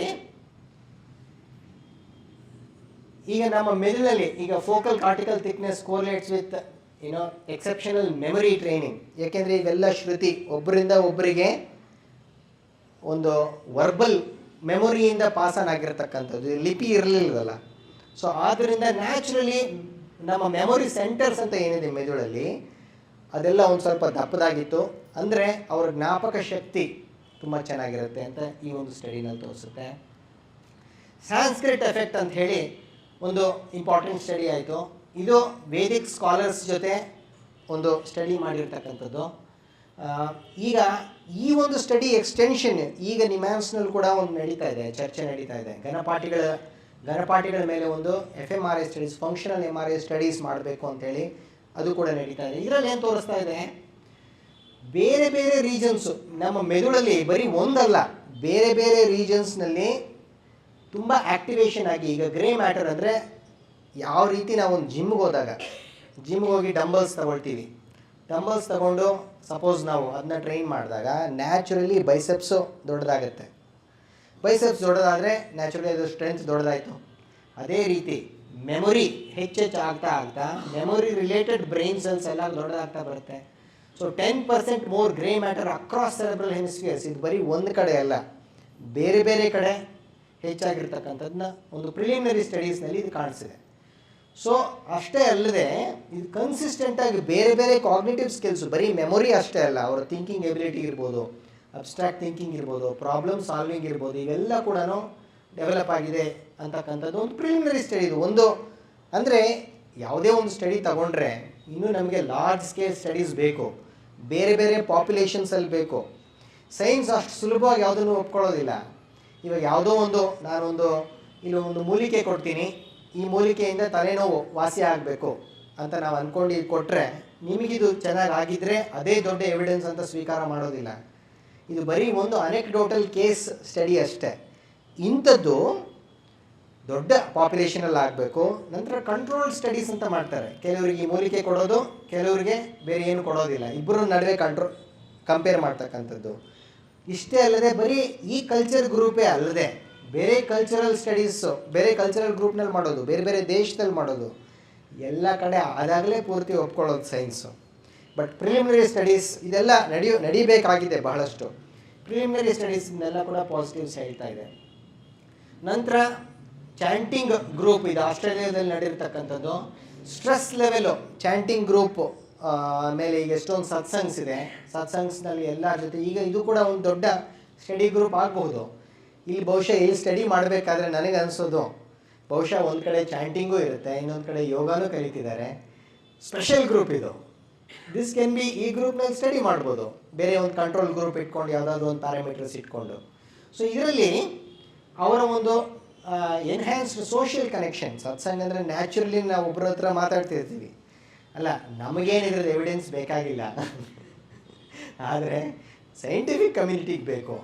ಇಂಥದ್ದು ಪಬ್ಲಿಷ್ ಆದಾಗ ಏನಾಗುತ್ತೆ, ಬೇರೆ ಬೇರೆ ಜನ ಇದನ್ನು ಒಪ್ಕೊಂಡು ಸ್ವೀಕಾರ ಮಾಡ್ಕೊಳ್ಳೋದಕ್ಕೂ ಒಂದು ಅವಕಾಶ ಇದೆ. ಪ್ಲಸ್ ನಮಗೂ ಕೂಡ ಎಲ್ಲೋ ಒಂದು ಆಬ್ಜೆಕ್ಟಿವ್ ಆಗಿ ನನಗೆ ಚೆನ್ನಾಗಿ ಅನಿಸುತ್ತಪ್ಪ ಅನ್ನೋದಕ್ಕಿಂತನೂ ಯಾವುದಾದ್ರೂ ಒಂದು ಇಮೇಜ್ನಲ್ಲೋ ಅಥವಾ ಒಂದು ಬ್ರೈನ್ ಇಮೇಜ್ನಲ್ಲೋ ಅಥವಾ ಇನ್ನೊಂದು ಟೆಸ್ಟ್ನಲ್ಲೋ ತೋರಿಸಿದ್ರೆ ಇಷ್ಟು ಚೆನ್ನಾಗಿ ಅನಿಸಿದೆಯಾ ನನಗೆ ಅಂತಂದರೆ ಅದು ಪಾಸಿಟಿವ್ ರೀಇನ್ಫೋರ್ಸ್ಮೆಂಟ್ ಕೊಡುತ್ತೆ, ಒಂದು ಫೀಡ್ಬ್ಯಾಕ್ ಲೂಪ್ ಥರ. ಈ ಒಂದು ಸ್ಟಡಿನಲ್ಲಿ ಜೋರಾಗಿ ಚಾಂಟ್ ಮಾಡಿದವರಿಗೆ, ನೀವು ಹೇಳ್ತಿದ್ರಿ ಇದನ್ನು ಡಾಕ್ಟರ್ ಸಂಧ್ಯಾ, ಜೋರಾಗಿ ಚಾಂಟ್ ಮಾಡೋರಿಗೆ ಸೈಲೆಂಟಾಗಿ ಚಾಂಟ್ ಮಾಡೋರಿಗಿಂತ ಭಾಳ ಉಪಯೋಗ ಇತ್ತು ಅಂತ ಹೇಳ್ತಾರೆ. ಬಟ್ ನಮ್ಮ ವೇದಾಂತಿಕ್ ಸ್ಟಡೀಸ್ ಪ್ರಕಾರ ಒಂದು silent chanting is much better. ಹೋಗ್ತಾ ಪ್ರಿಲಿಮಿನರೀಸ್ನಲ್ಲಿ ಡೆಫಿನೆಟ್ಲಿ ಏನೂ ಮಾಡದೇ ಇರೋನಿಗೆ ಜೋರಾಗಿ ಮಾಡೋರು ವಾಸಿ, ಅದೇ ಥರದ ಒಂದು ಫೈಂಡಿಂಗ್ಸ್ ಇದರಲ್ಲಿ ಬಂದಿದೆ. ನಂತರ ಸೊ ಇದರಲ್ಲಿ FMRI ಸ್ಟಡೀಸ್ ಮಾಡಿ ಸಾಂಸ್ಕ್ರಿಟ್ ಆಲ್ರೆಡಿ ಬರೋರಿಗೆ ಈ ಭಾಷೆ ಬಗ್ಗೆನೇ, ಎಲ್ಲ ಸ್ತೋತ್ರಗಳು ಎಲ್ಲ ಮಂತ್ರಗಳೆಲ್ಲ ಕೂಡ ಸಂಸ್ಕೃತದಲ್ಲಿದೆ. ಸಂಸ್ಕೃತದ ಭಾಷೆ ಯಾರಿಗೆ ಫ್ಲೂಯೆಂಟಾಗಿ ಬರ್ತಾ ಇತ್ತು ಅವರಲ್ಲಿ ಮಾಡಿರ್ತಕ್ಕಂಥ ಸ್ಟಡಿ. ಈಗೇನು ಬೇರೆ ಬೇರೆ ಏರಿಯಾಸು ಬ್ರೈನಲ್ಲಿ ಇದು ತುಂಬ ಈಕ್ವಲ್ ಆಗಿ ಆ್ಯಕ್ಟಿವೇಶನ್ ಆಗಿದೆ ಅಂತ ಈ ಸ್ಟಡಿ ತೋರಿಸುತ್ತೆ. ಆಮೇಲೆ rhythmic chanting and mystical States across traditions ಅಂತೇಳಿ, ಇದು ಬರೀ ನಮ್ಮದೇ ಅಲ್ಲ, ತಂತ್ರಸ್ ಮಾಡ್ತಕ್ಕಂಥದ್ದು, ಈ ಥರದ್ದು ಸುಮಾರಷ್ಟು ಸ್ಟಡೀಸ್ ನಾವು ಹುಡುಕ್ಬೋದು. ಓಕೆ. ಆಮೇಲೆ ಮಹಾಮಂತ್ರದ್ದು ಚಾಂಟಿಂಗ್ ಮಾಡೋದ್ರಿಂದ ಸೊ ಆಗ್ತಕ್ಕಂಥ ಒಂದು ಉಪಯೋಗಗಳು, ಪರ್ಟಿಕ್ಯುಲರ್ಲಿ ಇ ಜಿನಲ್ಲಿ, ಇ ಜಿ ಅಂದರೆ ಎಲೆಕ್ಟ್ರೋ ಎನ್ಸೆಫೆಲೋಗ್ರಾಮ್ ಅಂತ, ಅದರ ಬಗ್ಗೆ ಮಾತಾಡೋಣ. ಮತ್ತು ಎವ್ಯಾಲ್ಯೂಯೇಟಿಂಗ್ ದಿ ಇಂಪ್ಯಾಕ್ಟ್ ಆಫ್ ಗಾಯತ್ರಿ ಮಂತ್ರ, ಗಾಯತ್ರಿ ಮಂತ್ರದ ಮೇಲೆ ಭಾಳಷ್ಟು ಸ್ಟಡೀಸ್ ಆಗಿದೆ. ಆಮೇಲೆ ಇಸ್ಕಾನ್ ಗ್ರೂಪ್ನವರು ಹರೇ ಕೃಷ್ಣ ಹರೇ ರಾಮ ಹರೇ ಕೃಷ್ಣ ಮಂತ್ರದ ಮೇಲೆ ಭಾಳ ಸ್ಟಡೀಸ್ ಮಾಡಿದ್ದಾರೆ. ಯಾಕೆಂದರೆ ಅವ್ರ ಗ್ರೂಪ್ ಇದೆ. ಸೊ ಅದರಲ್ಲೆಲ್ಲ ಕೂಡ ಅಕ್ರಾಸ್ ಸೆಕ್ಷನ್ಸು ಬೇರೆ ಬೇರೆ, ಈಗ ಎಷ್ಟೊಂದು ವೆಸ್ಟರ್ನರ್ಸ್ ಇಸ್ಕಾನಲ್ಲಿದ್ದಾರೆ. ಸೊ ಅವ್ರ ಮೇಲೆ ಸ್ಟಡೀಸ್ ಮಾಡಿದಾಗಲೂ ಕೂಡ ಭಾಳಷ್ಟು ಪಾಸಿಟಿವ್ ಎಫೆಕ್ಟ್ಸ್ ಬಂದಿದೆ, ನಾಟ್ ಓನ್ಲಿ ಇಂಡಿಯನ್ ಗ್ರೂಪ್ನಲ್ಲಿ. ಸೊ ಇದರಲ್ಲಿ ಇದು ನೋಡಿ, ಇದು ಇಂಟ್ರೆಸ್ಟಿಂಗ್ ಸ್ಟಡಿ. ಇದು urticaria is a skin condition, ಅದರಲ್ಲಿ ಇಚ್ಚಿಂಗು, ಭಾಳಷ್ಟು ಇನ್ಫ್ಲಮೇಷನ್ ಆಗುತ್ತೆ. ಸೊ ಇದರಲ್ಲಿ ಗಾಯತ್ರಿ ಮಂತ್ರ ಹೇಳೋರಿಗೆ ರೆಗ್ಯುಲರ್ ಟ್ರೀಟ್ಮೆಂಟ್, ಗಾಯತ್ರಿ ಮಂತ್ರ ಹೇಳ್ಕೊಟ್ಟಿದ್ದಾರೆ ಒಂದು ಗ್ರೂಪ್ಗೆ. ಎಲ್ರಿಗೂ ಈ ಸ್ಕಿನ್ ಕಂಡೀಷನ್ ಇದೆ, ಅದನ್ನ 2 ವಿಭಾಗ ಮಾಡಿ, ಒಂದು ಗ್ರೂಪ್ಗೆ ಟ್ರೀಟ್ಮೆಂಟ್ ಕೊಟ್ಟು ಅದರ ಜೊತೆಗೆ ಗಾಯತ್ರಿ ಮಂತ್ರ, ಇನ್ನೊಂದು ಗ್ರೂಪ್ಗೆ ಬರೀ ಅವ್ರು ಕೊಡ್ತಕ್ಕಂಥ ಡರ್ಮಟಾಲಜಿಕಲ್ ಟ್ರೀಟ್ಮೆಂಟು. ಈ ಗಾಯತ್ರಿ ಮಂತ್ರ ಹೇಳೋ ಗ್ರೂಪ್ ತುಂಬ ಬೇಗ ರಿಕವರಿ ಆಗಿದ್ದಾರೆ. ಸೊ ಈ ರೀತಿ ಆ್ಯಡ್ ಆನ್ ಮಾಡ್ಕೋಬೋದು, ಭಾಳಷ್ಟು ಸ್ಟಡೀಸ್ ಮಾಡೋದಕ್ಕೆ ಅನುಕೂಲಗಳಿದೆ. ಈ ಥರ ಹುಡುಕ್ತಾ ಹೋದರೆ ಸುಮಾರಷ್ಟಿದೆ. So I am not quoting everything. ಅಂದರೆ there are enough and more evidence ಅಥವಾ ಪ್ರಿಲಿಮಿನರಿ ಎವಿಡೆನ್ಸ್ ಕೊಟ್ಟಿದೆ. ಇದರಿಂದ ನಾವು ಇನ್ನಷ್ಟು ಸಂಶೋಧನೆಗಳು ಮಾಡ್ಬೋದು. ಇದೇ ರೀತಿ ಬೇರೆ ಬೇರೆ ರಿಲಿಜಿಯನ್ಸ್ನಲ್ಲೂ ಕೂಡ, ಇಸ್ಲಾಂನಲ್ಲಿ ಭಾಳಷ್ಟು ಇನ್ನೂ ಜಾಸ್ತಿ ಆಗಿದೆ ಸ್ಟಡೀಸು. ಆಬ್ವಿಯಸ್ಲಿ ಅವರ ಒಂದು ರೆಪ್ರೆಸೆಂಟೇಷನ್ ಜಾಸ್ತಿ ಇರೋದ್ರಿಂದ. ಕ್ರಿಶ್ಚಿಯನ್ ಕಮ್ಯುನಿಟಿನಲ್ಲೂ ಕೂಡ ಸುಮಾರಷ್ಟು ಸ್ಟಡೀಸ್ ಆಗಿದೆ. ಅಂದರೆ ಯಾವುದೇ ಒಂದು ರಿದಮಿಕ್ ಚಾಂಟಿಂಗು, ಮಂತ್ರಗಳು ಅಥವಾ ಶ್ಲೋಕ ಅಥವಾ ಅವರದೊಂದು ಹಿಮ್ಸ್ ಏನಿದೆ, ಇದನ್ನು ಹೇಳಿದಾಗ ನಮ್ಮ ಮೆದುಳಿನ ಮೇಲೆ ಒಂದು ಪಾಸಿಟಿವ್ ಎಫೆಕ್ಟ್ ಇದೆ ಅಂತ ಹೇಳುತ್ತೆ. ಅದರ ಜೊತೆಗೆ ಸ್ಯಾನ್ಸ್ಕ್ರಿಟ್ ಎಫೆಕ್ಟ್ ಇದ್ದು ಅದರದ್ದು ಅಡಿಷನಲ್ ಬೆನಿಫಿಟ್ ಇದೆಯಾ? ಖಂಡಿತ ಇದೆ. ಅದರ ಸ್ಟಡೀಸ್ ಇನ್ನೂ ಭಾಳಷ್ಟು ಆಗಬೇಕಾಗಿದೆ. ಸೊ ಈಗ ಇದರ ಬಗ್ಗೆ ಇ ಜಿ ಬಗ್ಗೆ ಒಂದು ಬ್ರೀಫಾಗಿ ಮಾತಾಡೋಣ. ನಂತರ I think we can open it for some discussions. E g ಅಂತಕ್ಕಂಥದ್ದು ಆಗಲೇ ಹೇಳಿದಾಗೆ, ಇ ಸಿ ಜಿ ನಮ್ಮ ಹಾರ್ಟಿಗೆ ಮಾಡೋ ರೀತಿ ನಮ್ಮ ಮೆದುಳಿನ ಆ್ಯಕ್ಟಿವಿಟೀಸ್ನ ರೆಕಾರ್ಡ್ ಮಾಡೋದಕ್ಕೆ ಇ ಜಿ. ಇ ಜಿನಲ್ಲಿ ಬೇರೆ ಬೇರೆ ವೇವ್ಸ್ ಇದೆ. ಮೊದಲನೇದು ಈಗ ಡೆಲ್ಟಾ ವೇವ್ ಅಂತ ಹೇಳಿ, ಇದು ಡೀಪ್ ಅನ್ಕಾನ್ಷಿಯಸ್ ಸ್ಟೇಟ್ನಲ್ಲಿ ಇರ್ತಕ್ಕಂಥದ್ದು. ಸೊ ಇದು ಡೀಪ್ ಸ್ಲೀಪ್ನಲ್ಲಿ ನಾವು ಕಾಣಿಸ್ಕೋಬೋದು. ಥೀಟಾ ವೇವ್ಸ್ ಅಂತ ಅಂದರೆ ಸಬ್ಕಾನ್ಷಿಯಸ್ಸು ಅಥವಾ ಕ್ರಿಯೇಟಿವ್ ಮೈಂಡ್ ಹೆಚ್ಚಿದ್ದಾಗ ಅಥವಾ ಡೀಪ್ ರಿಲ್ಯಾಕ್ಸೇಷನ್ ಸ್ಟೇಟ್ಸಲ್ಲಿ ನಮಗೆ ಇದನ್ನು ಕಾಣಿಸ್ಕೊಳ್ಬೋದು. ಈಗ ಭಾಳಷ್ಟು ಜನ ಕುಂಭಮೇಳದ ಬಗ್ಗೆ ಮಾತಾಡ್ತಿದ್ದೀವಿ. ಎಷ್ಟೊಂದು ಜನ ನಾಗಾ ಸಾಧುಗಳು ಹಿಮಾಲಯದಲ್ಲಿ ಇರ್ತಾರೆ. ಅವ್ರು ಯಾವುದೇ ಸ್ಟಡೀಸ್ಗೂ ಸಿಗೋದಿಲ್ಲ, ಅವ್ರ ಜೀವನವೇ ಒಂದು ಸ್ಟಡಿ. ಸೊ ಅವ್ರು ಬಹುಶಃ ನಾವು ಹೆಚ್ಚು ಇ ಜಿಸ್ ಎಲ್ಲ ಮಾಡಿದರೆ ಥೀಟಾ ವೇವ್ಸ್ ಅವರಲ್ಲಿ ಜಾಸ್ತಿ ಇರುತ್ತೆ. ನಂತರ ಈ ಆಲ್ಫಾ ವೇವ್ಸ್ ಬಂದು ಒಂದು ಡ್ರೀಮಿ ಸ್ಟೇಟ್ನಲ್ಲಿ ಇರ್ತಕ್ಕಂಥದ್ದು, ಅಂದರೆ ಕಣ್ಣು ಮುಚ್ಚಿ ಇದ್ದಾಗ. ಡೆಲ್ಟಾ ವೇವ್ಸು, ಇದು ಬೀಟಾ ವೇವ್ಸ್ ಬಂದು ತುಂಬ ಆ್ಯಕ್ಟಿವ್ ಆಗಿದ್ದಾಗ. ಈಗ ಬಹುಶಃ ನನ್ನ ಮೆದುಳಿಗೆ ಈಗೇನಾದರೂ ಇ ಜಿ ಇಟ್ಟರೆ ಬೀಟಾ ವೇವ್ಸ್ ಜಾಸ್ತಿ ಇರುತ್ತೆ. ಗಾಮಾ ವೇವ್ಸ್ ಬಗ್ಗೆ ಹೆಚ್ಚು ಗೊತ್ತಿಲ್ಲ, ಆದರೆ ಗಾಮಾ ವೇವ್ಸ್ ಕಾಣಿಸ್ಕೊಳ್ಳೋದು ತುಂಬ ಎಂಪತಿ, ಕನೆಕ್ಟಿವ್ನೆಸ್ ಜಾಸ್ತಿ ಇದ್ದಾಗ, ಬೇರೆಯವ್ರ ಬಗ್ಗೆ ತುಂಬ ಅರ್ಥ ಮಾಡ್ಕೊಳ್ಳೋದು, ಇವೆಲ್ಲ ಕೂಡ. ಇದರಲ್ಲೂ ಕೂಡ ಬೇರೆ ಬೇರೆ ಮೆದುಳಿನಲ್ಲಿ ಬೇರೆ ಬೇರೆ ಭಾಗಗಳಲ್ಲಿ ಇದರ ಒಂದು ವೇವ್ಸ್ ನಾವು ಹೆಚ್ಚು ನೋಡ್ಬೋದು. ಕೊನೆಗೆ ನಾವು ಶ್ಲೋಕಗಳು, ಮಂತ್ರಗಳಿಂದ ನಾವು ನೋಡೋದೇನಪ್ಪ ಅಂತಂದರೆ activation of parasympathetic nervous system. ನಮ್ಮ ಮೆದುಳಲ್ಲಿ ಸಿಂಪಥೆಟಿಕ್ ಇದೆ, ಪ್ಯಾರಾಸಿಂಪಥೆಟಿಕ್. ಅಂದರೆ ನಾವು ಕಾಣಿಸೋದಲ್ಲದೆ ಈಗ ಏನಾಗುತ್ತೆ, ಎಲ್ಲ ನರಗಳು ಬೇರೆ ಬೇರೆ ನಮ್ಮ ದೇಹದ ಅಂಗಗಳಿಗೆ ಸ್ಪ್ರೆಡ್ ಆಗಿರುತ್ತೆ. ಸೊ ಈಗ ಹೆಚ್ಚು ಹಾರ್ಟ್ ಬೀಟ್ ಹೊಡ್ಕೋಬೇಕಾದ್ರೆ ಸಿಂಪಥೆಟಿಕ್ ನರ್ವಸ್ ಸಿಸ್ಟಮ್ ಜಾಸ್ತಿ ಕೆಲಸ ಮಾಡ್ತಾ ಇರುತ್ತೆ. ಈಗ ಸಡನ್ನಾಗಿ ಯಾರಾದರೂ ಬಂದು ಜೋರಾಗಿ ಕಿರ್ಚಿದ್ರೆ ಗಾಬರಿ ಆಗುತ್ತೆ. ಅದು ಅಡ್ರಿನಲಿನ್ ಅಂತಕ್ಕಂಥ ಒಂದು ಹಾರ್ಮೋನ್ ರಿಲೀಸ್ ಆಗುತ್ತೆ, ಅದು ಸಿಂಪಥೆಟಿಕ್ ನರ್ವಸ್ ಸಿಸ್ಟಮ್. ಅದೇ ಒಂದು ಹಾರ್ಟ್ ರೇಟ್ನ ಒಂದು ಕಂಟ್ರೋಲ್ ಮಾಡ್ಕೊಳ್ಳೋದಕ್ಕೆ, ಬ್ರೀದಿಂಗ್ ರೇಟ್ ಕಂಟ್ರೋಲ್ ಮಾಡ್ಕೊಳ್ಳೋದಕ್ಕೆ, ಇದೆಲ್ಲ ಕೂಡ ಪ್ಯಾರಾಸಿಟಿಕ್ ನರ್ವಸ್ ಸಿಸ್ಟಮ್ ಅಂತ ಇದೆ. ಹೆಚ್ಚು ಚಾಂಟಿಂಗ್ ಮಾಡೋರಿಗೆ, ಮೆಡಿಟೇಷನ್ ಮಾಡೋರಿಗೆ ಈ ಪ್ಯಾರಾಸಿಟಿಕ್ ಸಿಸ್ಟಮ್ ತುಂಬ ಆ್ಯಕ್ಟಿವೇಟ್ ಆಗಿರುತ್ತೆ. ಅಂದರೆ ಇದರ ಅರ್ಥ ಹಾರ್ಟ್ ರೇಟು, ಬೇಸಲ್ ಹಾರ್ಟ್ ರೇಟೇ ಸ್ವಲ್ಪ ಕಡಿಮೆ ಇರುತ್ತೆ ಅವರಿಗೆ. ಬೇಸಲ್ ಅಂದರೆ ಕಡಿಮೆ ಪ್ರಮಾಣದ ರಿಸೋರ್ಸಸ್ಸಿಂದ ಜಾಸ್ತಿ ಯುಟಿಲಿಟಿ. ಈಗ ಯೋಗಿಗಳಿಗೆ ಭಾಳಷ್ಟು ನಾವೀಗ ಟೆಸ್ಟ್ ಮಾಡಿದರೆ ಅವರ ಒಂದು ಬ್ಲಡ್ ಪ್ರೆಷರ್ ಇರ್ಬೋದು, ಪಲ್ಸ್ ರೇಟ್ ಇರ್ಬೋದು, ಅವ್ರದ್ದು ಬೇಸಲ್ ರೇಟೇ ಬಹಳಷ್ಟು ಕಡಿಮೆ ಇರುತ್ತೆ. ಅದೇ ಸ್ವಲ್ಪ ಆ್ಯಂಕ್ಷಿಯಸ್ ಆಗಿ ಯಾವಾಗಲೂ ಆನ್ ದ ಮೂವ್, ತುಂಬ ಚಂಚಲವಾಗಿರ್ತಕ್ಕಂಥವ್ರಿಗೆ ನೋಡಿದ್ರೆ ಬೇಸಲ್ ಹಾರ್ಟ್ ರೇಟೇ ಅವ್ರಿಗೆ ಹೆಚ್ಚಿರುತ್ತೆ, ಒಂದು 100 ಹತ್ರ ಇರುತ್ತೆ. ಸೊ ಸ್ಟೇಟ್ ಆಫ್ ಮೈಂಡ್ನ ಕೂಡ ಹೇಳ್ತಕ್ಕಂಥದ್ದು. ಅಂದರೆ ಹೆಚ್ಚೆಚ್ಚು ಸುಮಾರು ದಿವಸ ಚಾಂಟಿಂಗು, ಶ್ಲೋಕಗಳು ಹೇಳ್ತಕ್ಕಂಥದ್ದು, ಅದರ ಜೊತೆಗೆ ಮೆಡಿಟೇಷನ್ ಮಾಡೋರಿಗೆ ಈ ಒಂದು ಚೇಂಜಸ್ ಇರುತ್ತೆ. ರಿಲೀಸ್ ಆಫ್ ನ್ಯೂರೋಕೆಮಿಕಲ್ಸ್, ಅದರಲ್ಲೂ ಕೂಡ ಎಂಡಾರ್ಫಿನ್ಸು, ಡೋಪಮಿನ್, ಸೆರೋಟೋನಿನ್ ಮತ್ತು ಆಕ್ಸಿಟೋಸಿನ್ ಅಂತಕ್ಕಂಥದ್ದು ನಮ್ಮ ಎಂಪತಿ, ಸೋಷಿಯಲ್ ಕನೆಕ್ಟಿವ್ನೆಸ್ಗೆ ಬಹಳ ಇಂಪಾರ್ಟೆಂಟ್ ಆಗಿರ್ತಕ್ಕಂಥ ಒಂದು ಹಾರ್ಮೋನು, ಅದು ಹೆಚ್ಚು ರಿಲೀಸ್ ಆಗುತ್ತೆ ಅಂತ ಕೂಡ ಸ್ಟಡೀಸ್ ಹೇಳುತ್ತೆ. ಇನ್ನೊಂದಿದೆ ಒಂದು ಕಾಂಪೌಂಡು, ಆ ಕಾಂಪೌಂಡ್ ಹೆಸರು ಆನಂದಮೈಡ್ ಅಂತಲೇ ಹೆಸರು ಕೊಟ್ಟಿದ್ದಾರೆ ಅದಕ್ಕೆ. ಇದು ಎಂಡೋಜಿನಸ್ ಕ್ಯಾನಬಿನಾಯ್ಡ್, ಅಂದರೆ ಈ ಕ್ಯಾನಬಿಸ್ ಬಗ್ಗೆ ನೀವೆಲ್ಲ ಕೇಳಿರ್ತೀವಿ, ನಮ್ಮ ಟರ್ಮ್ನಲ್ಲಿ ಹೇಳೋದಾದರೆ ಗಾಂಜಾ. ಅದರದ್ದೇ ಆದ ಒಂದು ಎಫೆಕ್ಟ್ ಇದೆ. ನಮ್ಮಲ್ಲಿ ಕ್ಯಾನಬಿನಾಯ್ಡ್ಸ್ ಅಂತ ಇದೆ, ಎಂಡೋಜಿನಸ್ ಕ್ಯಾನಬಿನಾಯ್ಡ್ಸ್ ಅಂತ. ಯಾರ್ಯಾರು ಹೆಚ್ಚು ಶ್ಲೋಕಗಳು ಮಂತ್ರಗಳು ಹೇಳ್ತಾರೋ ಎಂಡೋಜಿನಸ್ ಕ್ಯಾನಬಿನಾಯ್ಡ್ಸ್ ಕೂಡ ರಿಲೀಸ್ ಆಗ್ತಕ್ಕಂಥ ಚಾನ್ಸಸ್ ಜಾಸ್ತಿ. ಅಂದರೆ ಅದನ್ನ ಬ್ಲಿಸ್ ಕೆಮಿಕಲ್ ಅಂತ ಕೂಡ ಕರೀತಾರೆ ಕೆಲವರು. ಏನೂ ತಗೊಳ್ಳದೇನೆ ಬ್ಲಿಸ್ ಬರ್ತಕ್ಕಂಥದ್ದು. ನೀವು ಹೊರಗಡೆಯಿಂದ ಯಾವುದೋ ಒಂದು ಡ್ರಗ್ ತಗೊಂಡು ಬ್ಲಿಸ್ ಬರ್ಸ್ಕೊಂಡು ಟೆಂಪ್ರರಿಯಾಗಿ ಬರ್ತಕ್ಕಂಥದ್ದು, ಪ್ಲಸ್ ಅದರಿಂದ ಆಗೋ ಸೈಡ್ ಎಫೆಕ್ಟ್ಸು, ವಿತ್ಡ್ರಾಯಲ್ ಸಿಂಪ್ಟಮ್ಸ್ ಒಂದು ಕಡೆ, ಏನೂ ಇಲ್ಲದೇ ಇದು ಬ್ಲಿಸ್ ಬರ್ತಕ್ಕಂಥದ್ದು. ಸೊ ಅದ್ರ ಬಗ್ಗೆ ಕೂಡ ಹೆಚ್ಚೆಚ್ಚು ನಮ್ಮ ನ್ಯೂರಲ್ ನೆಟ್ವರ್ಕ್ಸ್ ಅಂತ ಇದೆ, ಅದರಲ್ಲೂ ಕೂಡ ಮುಖ್ಯವಾಗಿ ಸೇಲಿಯನ್ಸ್ ನೆಟ್ವರ್ಕ್ ಅಂತ ಹೇಳಿ, ಆ ಒಂದು ನೆಟ್ವರ್ಕನ್ನು ಕೂಡ ಆ್ಯಕ್ಟಿವೇಟ್ ಮಾಡಿಸುತ್ತೆ ಶ್ಲೋಕಗಳು ಮಂತ್ರಗಳು ರಿಪೀಟೆಡ್ ಆಗಿ ಹೇಳೋದ್ರಲ್ಲಿ ಅಂತ ಪ್ರಿಲಿಮಿನರಿ ಸ್ಟಡೀಸ್ ಹೇಳುತ್ತೆ. ಆಗಲೇ ಹೇಳಿದಾಗೆ ಈ ಗಾಮಾ ಆ್ಯಕ್ಟಿವಿಟಿ, ಸೊ ಹೆಚ್ಚು ಒಂದು ಎಂಪತಿ, ಕನೆಕ್ಟಿವ್ನೆಸ್ ಇನ್ಕ್ರೀಸ್ ಮಾಡುತ್ತೆ ಈ ಗಾಮಾ ಆ್ಯಕ್ಟಿವಿಟಿ. ನಂತರ ನಮ್ಮ ಒಂದು ಬ್ರೈನ್ ಕನೆಕ್ಟಿವಿಟಿ, ಈಗ ಒಂದು ಕಡೆನೇ ಕೆಲಸ ಮಾಡದೆ ಯಾವುದೋ ಒಂದು ಭಾಗ ಮಾತ್ರ ಹೆಚ್ಚು ಕೆಲಸ ಮಾಡ್ತಾ ಇದೆ ಅನ್ನೋದಲ್ಲದೆ, ಯಾರ್ಯಾರು ಸ್ಪಿರಿಚುವಲ್ ಪರ್ಸ್ಯೂಟ್ನಲ್ಲಿ ಇರ್ತಾರೋ, ಯಾರ್ಯಾರು ಸಾಧನೆಗಳನ್ನು ಮಾಡ್ತಾ ಇರ್ತಾರೋ ಅವರಿಗೆ ಮೆದುಳಿನ ಎಲ್ಲ ಭಾಗಗಳು ಒಂದೇ ಒಂದು ಸಮನಾಗಿ ಸಿಂಕ್ರನಸ್ ಆಗಿ ಕೆಲಸ ಮಾಡ್ತಾ ಇರುತ್ತೆ. ಅದು ಒಂದಕ್ಕೊಂದು ಭಾಳ ಅನ್ಯೋನ್ಯತೆ ತೋರಿಸ್ತಾ ಇರುತ್ತೆ, ಏನು ವಿರೋಧಗಳಿಲ್ಲದೆ.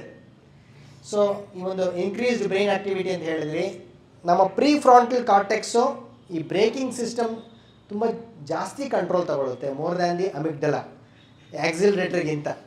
ಓಕೆ, ಸೊ ನಂತರ deactivation of areas related to awareness of the body sensations, ತುಂಬ ಬೇಗ ಉದ್ವೇಗಗಳಾಗ್ತಕ್ಕಂತಹ ಏರಿಯಾಸ್ ಏನೇನಿದೆ ನಮ್ಮ ಮೆದುಳಲ್ಲಿ ಅವೆಲ್ಲ ಕೂಡ ಒಂದು ಸ್ವಲ್ಪ ಡಿಆಕ್ಟಿವೇಟ್ ಆಗುತ್ತೆ. ಇವೆಲ್ಲ ಕೂಡ ಈಗಿರೋ ಸ್ಟಡೀಸ್ನಲ್ಲಿ ಹೆಚ್ಚೆಚ್ಚು ಪ್ರೂವ್ ಮಾಡ್ಬೋದು, ಆಬ್ಜೆಕ್ಟಿವ್ ಆಗಿ ಕಾಣಿಸುತ್ತೆ. ಮೊದಲು ನಾವು ಹೇಳ್ತಾ ಇದ್ವಿ ಎಲ್ಲನೂ, ಇದು ಮಾಡಿದ್ರೆ ಇದು ಚೆನ್ನಾಗಾಗುತ್ತೆ, ಅಫ್ಕೋರ್ಸ್ ಒಂದು ಅನುಭವ ಅಂತೂ ಇದೆ, ಈಗ ಆಬ್ಜೆಕ್ಟಿವ್ ಆಗಿ ಪ್ರೂವ್ ಮಾಡ್ತಕ್ಕಂಥ ಒಂದು ಅವಕಾಶಗಳು ಕೂಡ ಇದೆ. ಓಕೆ, ಸೊ ಬೇಸಿಕಲಿ ಈ ಲೈಫ್ ಸ್ಕಿಲ್ಸ್ ಅಂತಕ್ಕಂಥದ್ದು ಈಗ ನಾವು ಚಿಕ್ಕ ಮಕ್ಕಳಿಗೆಲ್ಲ ಹೇಳ್ಕೊಡ್ತಾ ಇದ್ದೀವಿ. So this is something which is mandatory ಎಲ್ಲ ಸ್ಕೂಲ್ಸಲ್ಲೂ ಕೂಡ. ಈ ಲೈಫ್ ಸ್ಕಿಲ್ಸ್ನ ನಾವು ನಿಯಮಗಳಿಗೆ ಹೋಲಿಸ್ಕೋಬೋದು. ಸೊ ಎಲ್ಲನೂ ಮೊದಲಿಂದನೇ ಇದೆ, ನಮ್ಗೆ ಲೈಫ್ ಸ್ಕಿಲ್ಸ್ ಹೇಳ್ಕೊಡ್ತಾನೆ ಬರ್ತಾ ಇದ್ದಾರೆ. ಸೊ ಪರ್ಟಿಕ್ಯುಲರ್ಲಿ ಈಗ ಮಾರಲ್ ವ್ಯಾಲ್ಯೂಸ್ ಅಂತ ಏನಿದೆ ಅದು ಭಾಳ ಮುಖ್ಯ. ಈಗ ಯಾವುದು ಸರಿ ಯಾವುದು ತಪ್ಪು ಅಂತಕ್ಕಂಥದ್ದು ಮೊದಲಿಂದನೇ ಗೊತ್ತಾಗ್ತಾ ಬಂದರೆ ಭಾಳ ಮುಖ್ಯ.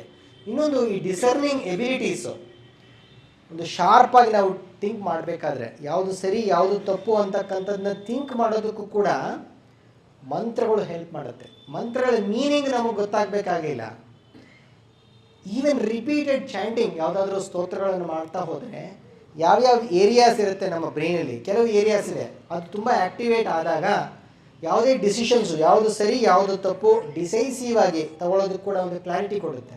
ಅದಕ್ಕೆ ನಾವು ನೋಡ್ತಾ ಇದ್ದೀವಿ ಎಷ್ಟೊಂದು ಜನ ಸ್ಪಿರಿಚುವಲ್ ಪಾತ್ನಲ್ಲಿ ಇರ್ತಕ್ಕಂಥವ್ರು ಮ್ಯಾನೇಜೇರಿಯಲ್ ರೋಲ್ಸಲ್ಲಿ, ಇಲ್ಲೂ ಕೂಡ ಭಾಳ ಜನ ಇದ್ದಾರೆ. ಸೊ ಮ್ಯಾನೇಜರಿಯಲ್ ರೋಲ್ಸಲ್ಲಿ ತುಂಬ ಉನ್ನತ ಸ್ಥಾನಗಳಿಗೆ ಹೋಗ್ತಾರೆ. ಏಕೆಂತಂದರೆ their ability to think, critical thinking ಇರ್ಬೋದು, ಯಾವುದು ಸರಿ ಯಾವುದು ತಪ್ಪು ಅಂತಕ್ಕಂಥ ನಿರ್ಧಾರಗಳನ್ನು ತುಂಬ ಒಂದು ಕ್ಲಿಯರ್ ಕಟ್ಟಾಗಿ ಅವರು ಆಲೋಚನೆ ಮಾಡ್ಬೋದು. ಇಲ್ಲಾಂದರೆ ಅದು ದ್ವಂದ್ವ ಯಾವಾಗಲೂ ಇದ್ದೇ ಇರುತ್ತೆ, ಅದು ಯಾವ್ದು ಸರಿ ಯಾವ್ದು ತಪ್ಪು ನನಗೆ ಗೊತ್ತಾಗ್ತಾ ಇಲ್ಲ, I am always in confusion ಅಂತಕ್ಕಂಥದ್ದು. ಅದನ್ನ ಒಂದು ಮಾರಲ್ ವ್ಯಾಲ್ಯೂಸ್ ಬೇಸ್ ಇಟ್ಕೊಂಡು ಡಿಸೈಸಿವ್ ಆ್ಯಕ್ಷನ್ಸ್ ತಗೊಳ್ಳೋದಕ್ಕೆ ಅವರಿಗೆ ಇವೆಲ್ಲ ಭಾಳ ಅನುಕೂಲ ಮಾಡುತ್ತೆ. So it helps us to discern what is right and what is not. Okay, so ಇದು not only at a individual level, it will help us at family level ಮತ್ತು societal level ಕೂಡ.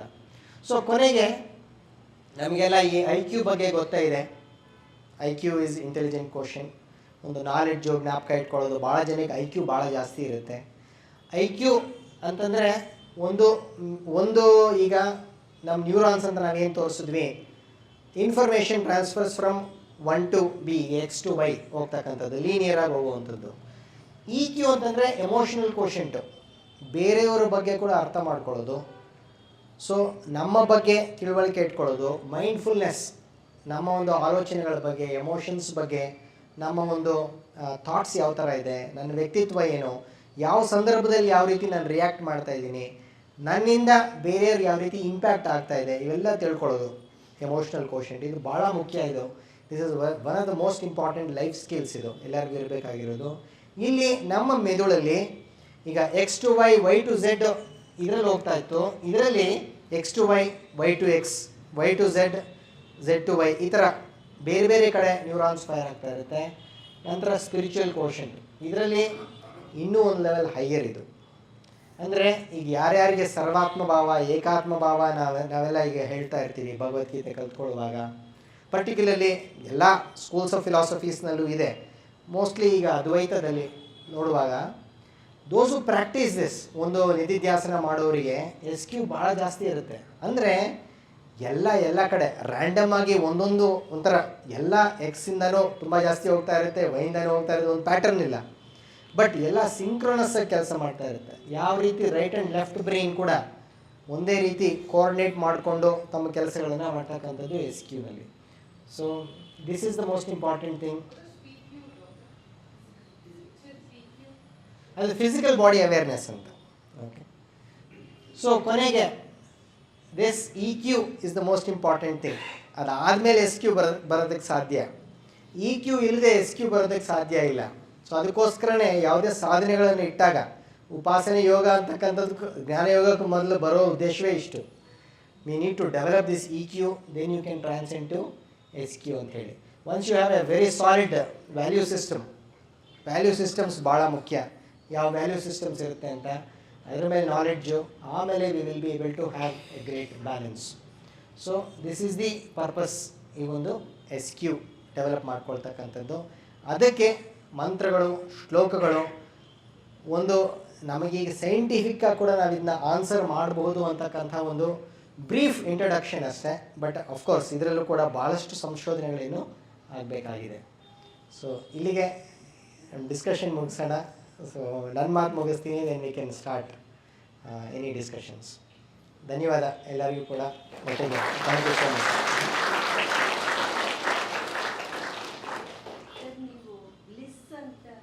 Dr. Sandhya Ravi Enbitto, she is a cancer specialist in Ramakrishna Hospital. She runs a institution called Prameya, and she is also associated with our Param Vedanta. Dr. Sandhya. Just to share a few things which we have seen, like Dr. Diwakar said, these may be just case studies, just a few instances. It cannot translate into a huge, number. But what we've seen in practice, because we know the benefits, especially when we are doing any surgery under local anesthesia, and we talk to the patient, tell them to chant something, whether in their mind or even softly, we find the requirement for the anesthetic is very much less. They are able to go through the procedure without that much anxiety. It makes the procedure very easy for the surgeon and for the patient. So also in cases where major surgeries where we are inducing the patient, we do have many times we've tried having music in the OT. We ask the patient what kind of music they like. Most of them like classical, soft, melodious music. When we induce the patient goes under anesthesia. Some of you who had surgery, you know the anxiety which happens in that stage. So it's very smooth, going into anesthesia, and they recover also. Many patients start crying. It's a very traumatic experience when they come out of anesthesia. We find that such patients who listen to music and gone through this are able to recover very, very smoothly. This is a small number of patients, but we've seen their effects. So it is there as proof. It's just like Dr. Diwakar said, we need to do large number of studies and really bring it to the understanding of the general public. Thank you, Dr. Sandhya. It was so nice of you to come clarify. ಇದು ದಿಲ್ ಮಾಂಗೆ more ಅಂತಾರಲ್ಲ, ಹಾಗೆ mind ಮಾಂಗೆ more. Mind ಕ್ವಶನ್ಸ್ಗೆ there is no end to it. ನಮಗೆ February 4ನೇ ತಾರೀಕು ರಥಸಪ್ತಮಿ ಇದೆ. ಅವತ್ತು ಸೂರ್ಯ ಪಥ ಬದಲಾಯಿಸ್ತಾನೆ. ಆವತ್ತು ನಾವು ಸೂರ್ಯನ ಎಫೆಕ್ಟ್ಸ್ ಏನಾಗುತ್ತೆ, ಬದಲಾವಣೆ ಪಥ ನೋಡ್ತೀವಿ. ಆದರೆ ಒಂದು 10 ದಿನ ಮೊದಲೇ ಈ ಅಂತಃಸೂರ್ಯ ಬಂದ್ಬಿಟ್ಟು ನಮ್ಮ ಪಥವನ್ನು ಬದಲಾಯಿಸಿದ್ರೆ, ಸೊ ಮಂತ್ರಗಳಿಂದ ಪ್ರಭಾವ ಇದೆ ಮನಸ್ಸಿನ ಮೇಲೆ ಅನ್ನೋದನ್ನು ತಿಳ್ಕೊಂಡಿದ್ದೀವಿ. ಹಾಗೆ ನಾವು ಮನಸ್ಸನ್ನು ಮೇಲೆ ಆ ಮಂತ್ರಗಳನ್ನು ಉಪಯೋಗಿಸ್ಬಿಟ್ಟು ಮಂತ್ರಗಳಿಂದ ನಮ್ಮ ಮನಸ್ಸನ್ನು ಎಲಿವೇಟ್ ಮಾಡಿಕೊಂಡ್ರೆ ಡಾಕ್ಟರ್ ದಿವಾಕರ್ ಅವರು ಇವತ್ತು ಮಾಡಿದ ಒಂದು ಉಪನ್ಯಾಸಕ್ಕೆ ಒಂದು ಸಾರ್ಥಕತೆ ಸಿಗುತ್ತೆ ಅಂತ ಅನಿಸುತ್ತೆ ನನಗೆ. Thank you doctor. ಸೂರ್ಯನ ಇನ್ನೊಂದು ಹೆಸರೇ ದಿವಾಕರ. ಆ ಸೂರ್ಯ ಹೊರಗಿನ ಜಗತ್ತನ್ನು ತೋರಿಸಿದ್ರೆ ಇವರು ಒಳಗಿನ ಜಗತ್ತನ್ನು ತೋರಿಸ್ಯಾರ ಇವತ್ತು, ಹೇಗೆ ಮೆದುಳು ಕೆಲಸ ಮಾಡ್ತದೆ, ಮೈಂಡ್ ಕೆಲಸ ಮಾಡ್ತದೆ ಅಂತ. ಕ್ರಾಂತಿತಾ ಸೇವಾ ಫೌಂಡೇಶನ್ ಪರವಾಗಿ ಡಾಕ್ಟರ್ ದಿವಾಕರ್ ಅವರಿಗೆ ಹೃತ್ಪೂರ್ವಕ ಧನ್ಯವಾದಗಳನ್ನು ಅರ್ಪಿಸ್ತಾ, ದ್ವಾರಕಾನಾಥ್ ಅವರು ಮತ್ತು ಶಣೈ ಸರ್ ಬಂದವರಿಗೆ ನಮ್ಮ ನೆನಪಿನ ಕಾಣಿಕೆಯನ್ನು ಕೊಡಬೇಕು.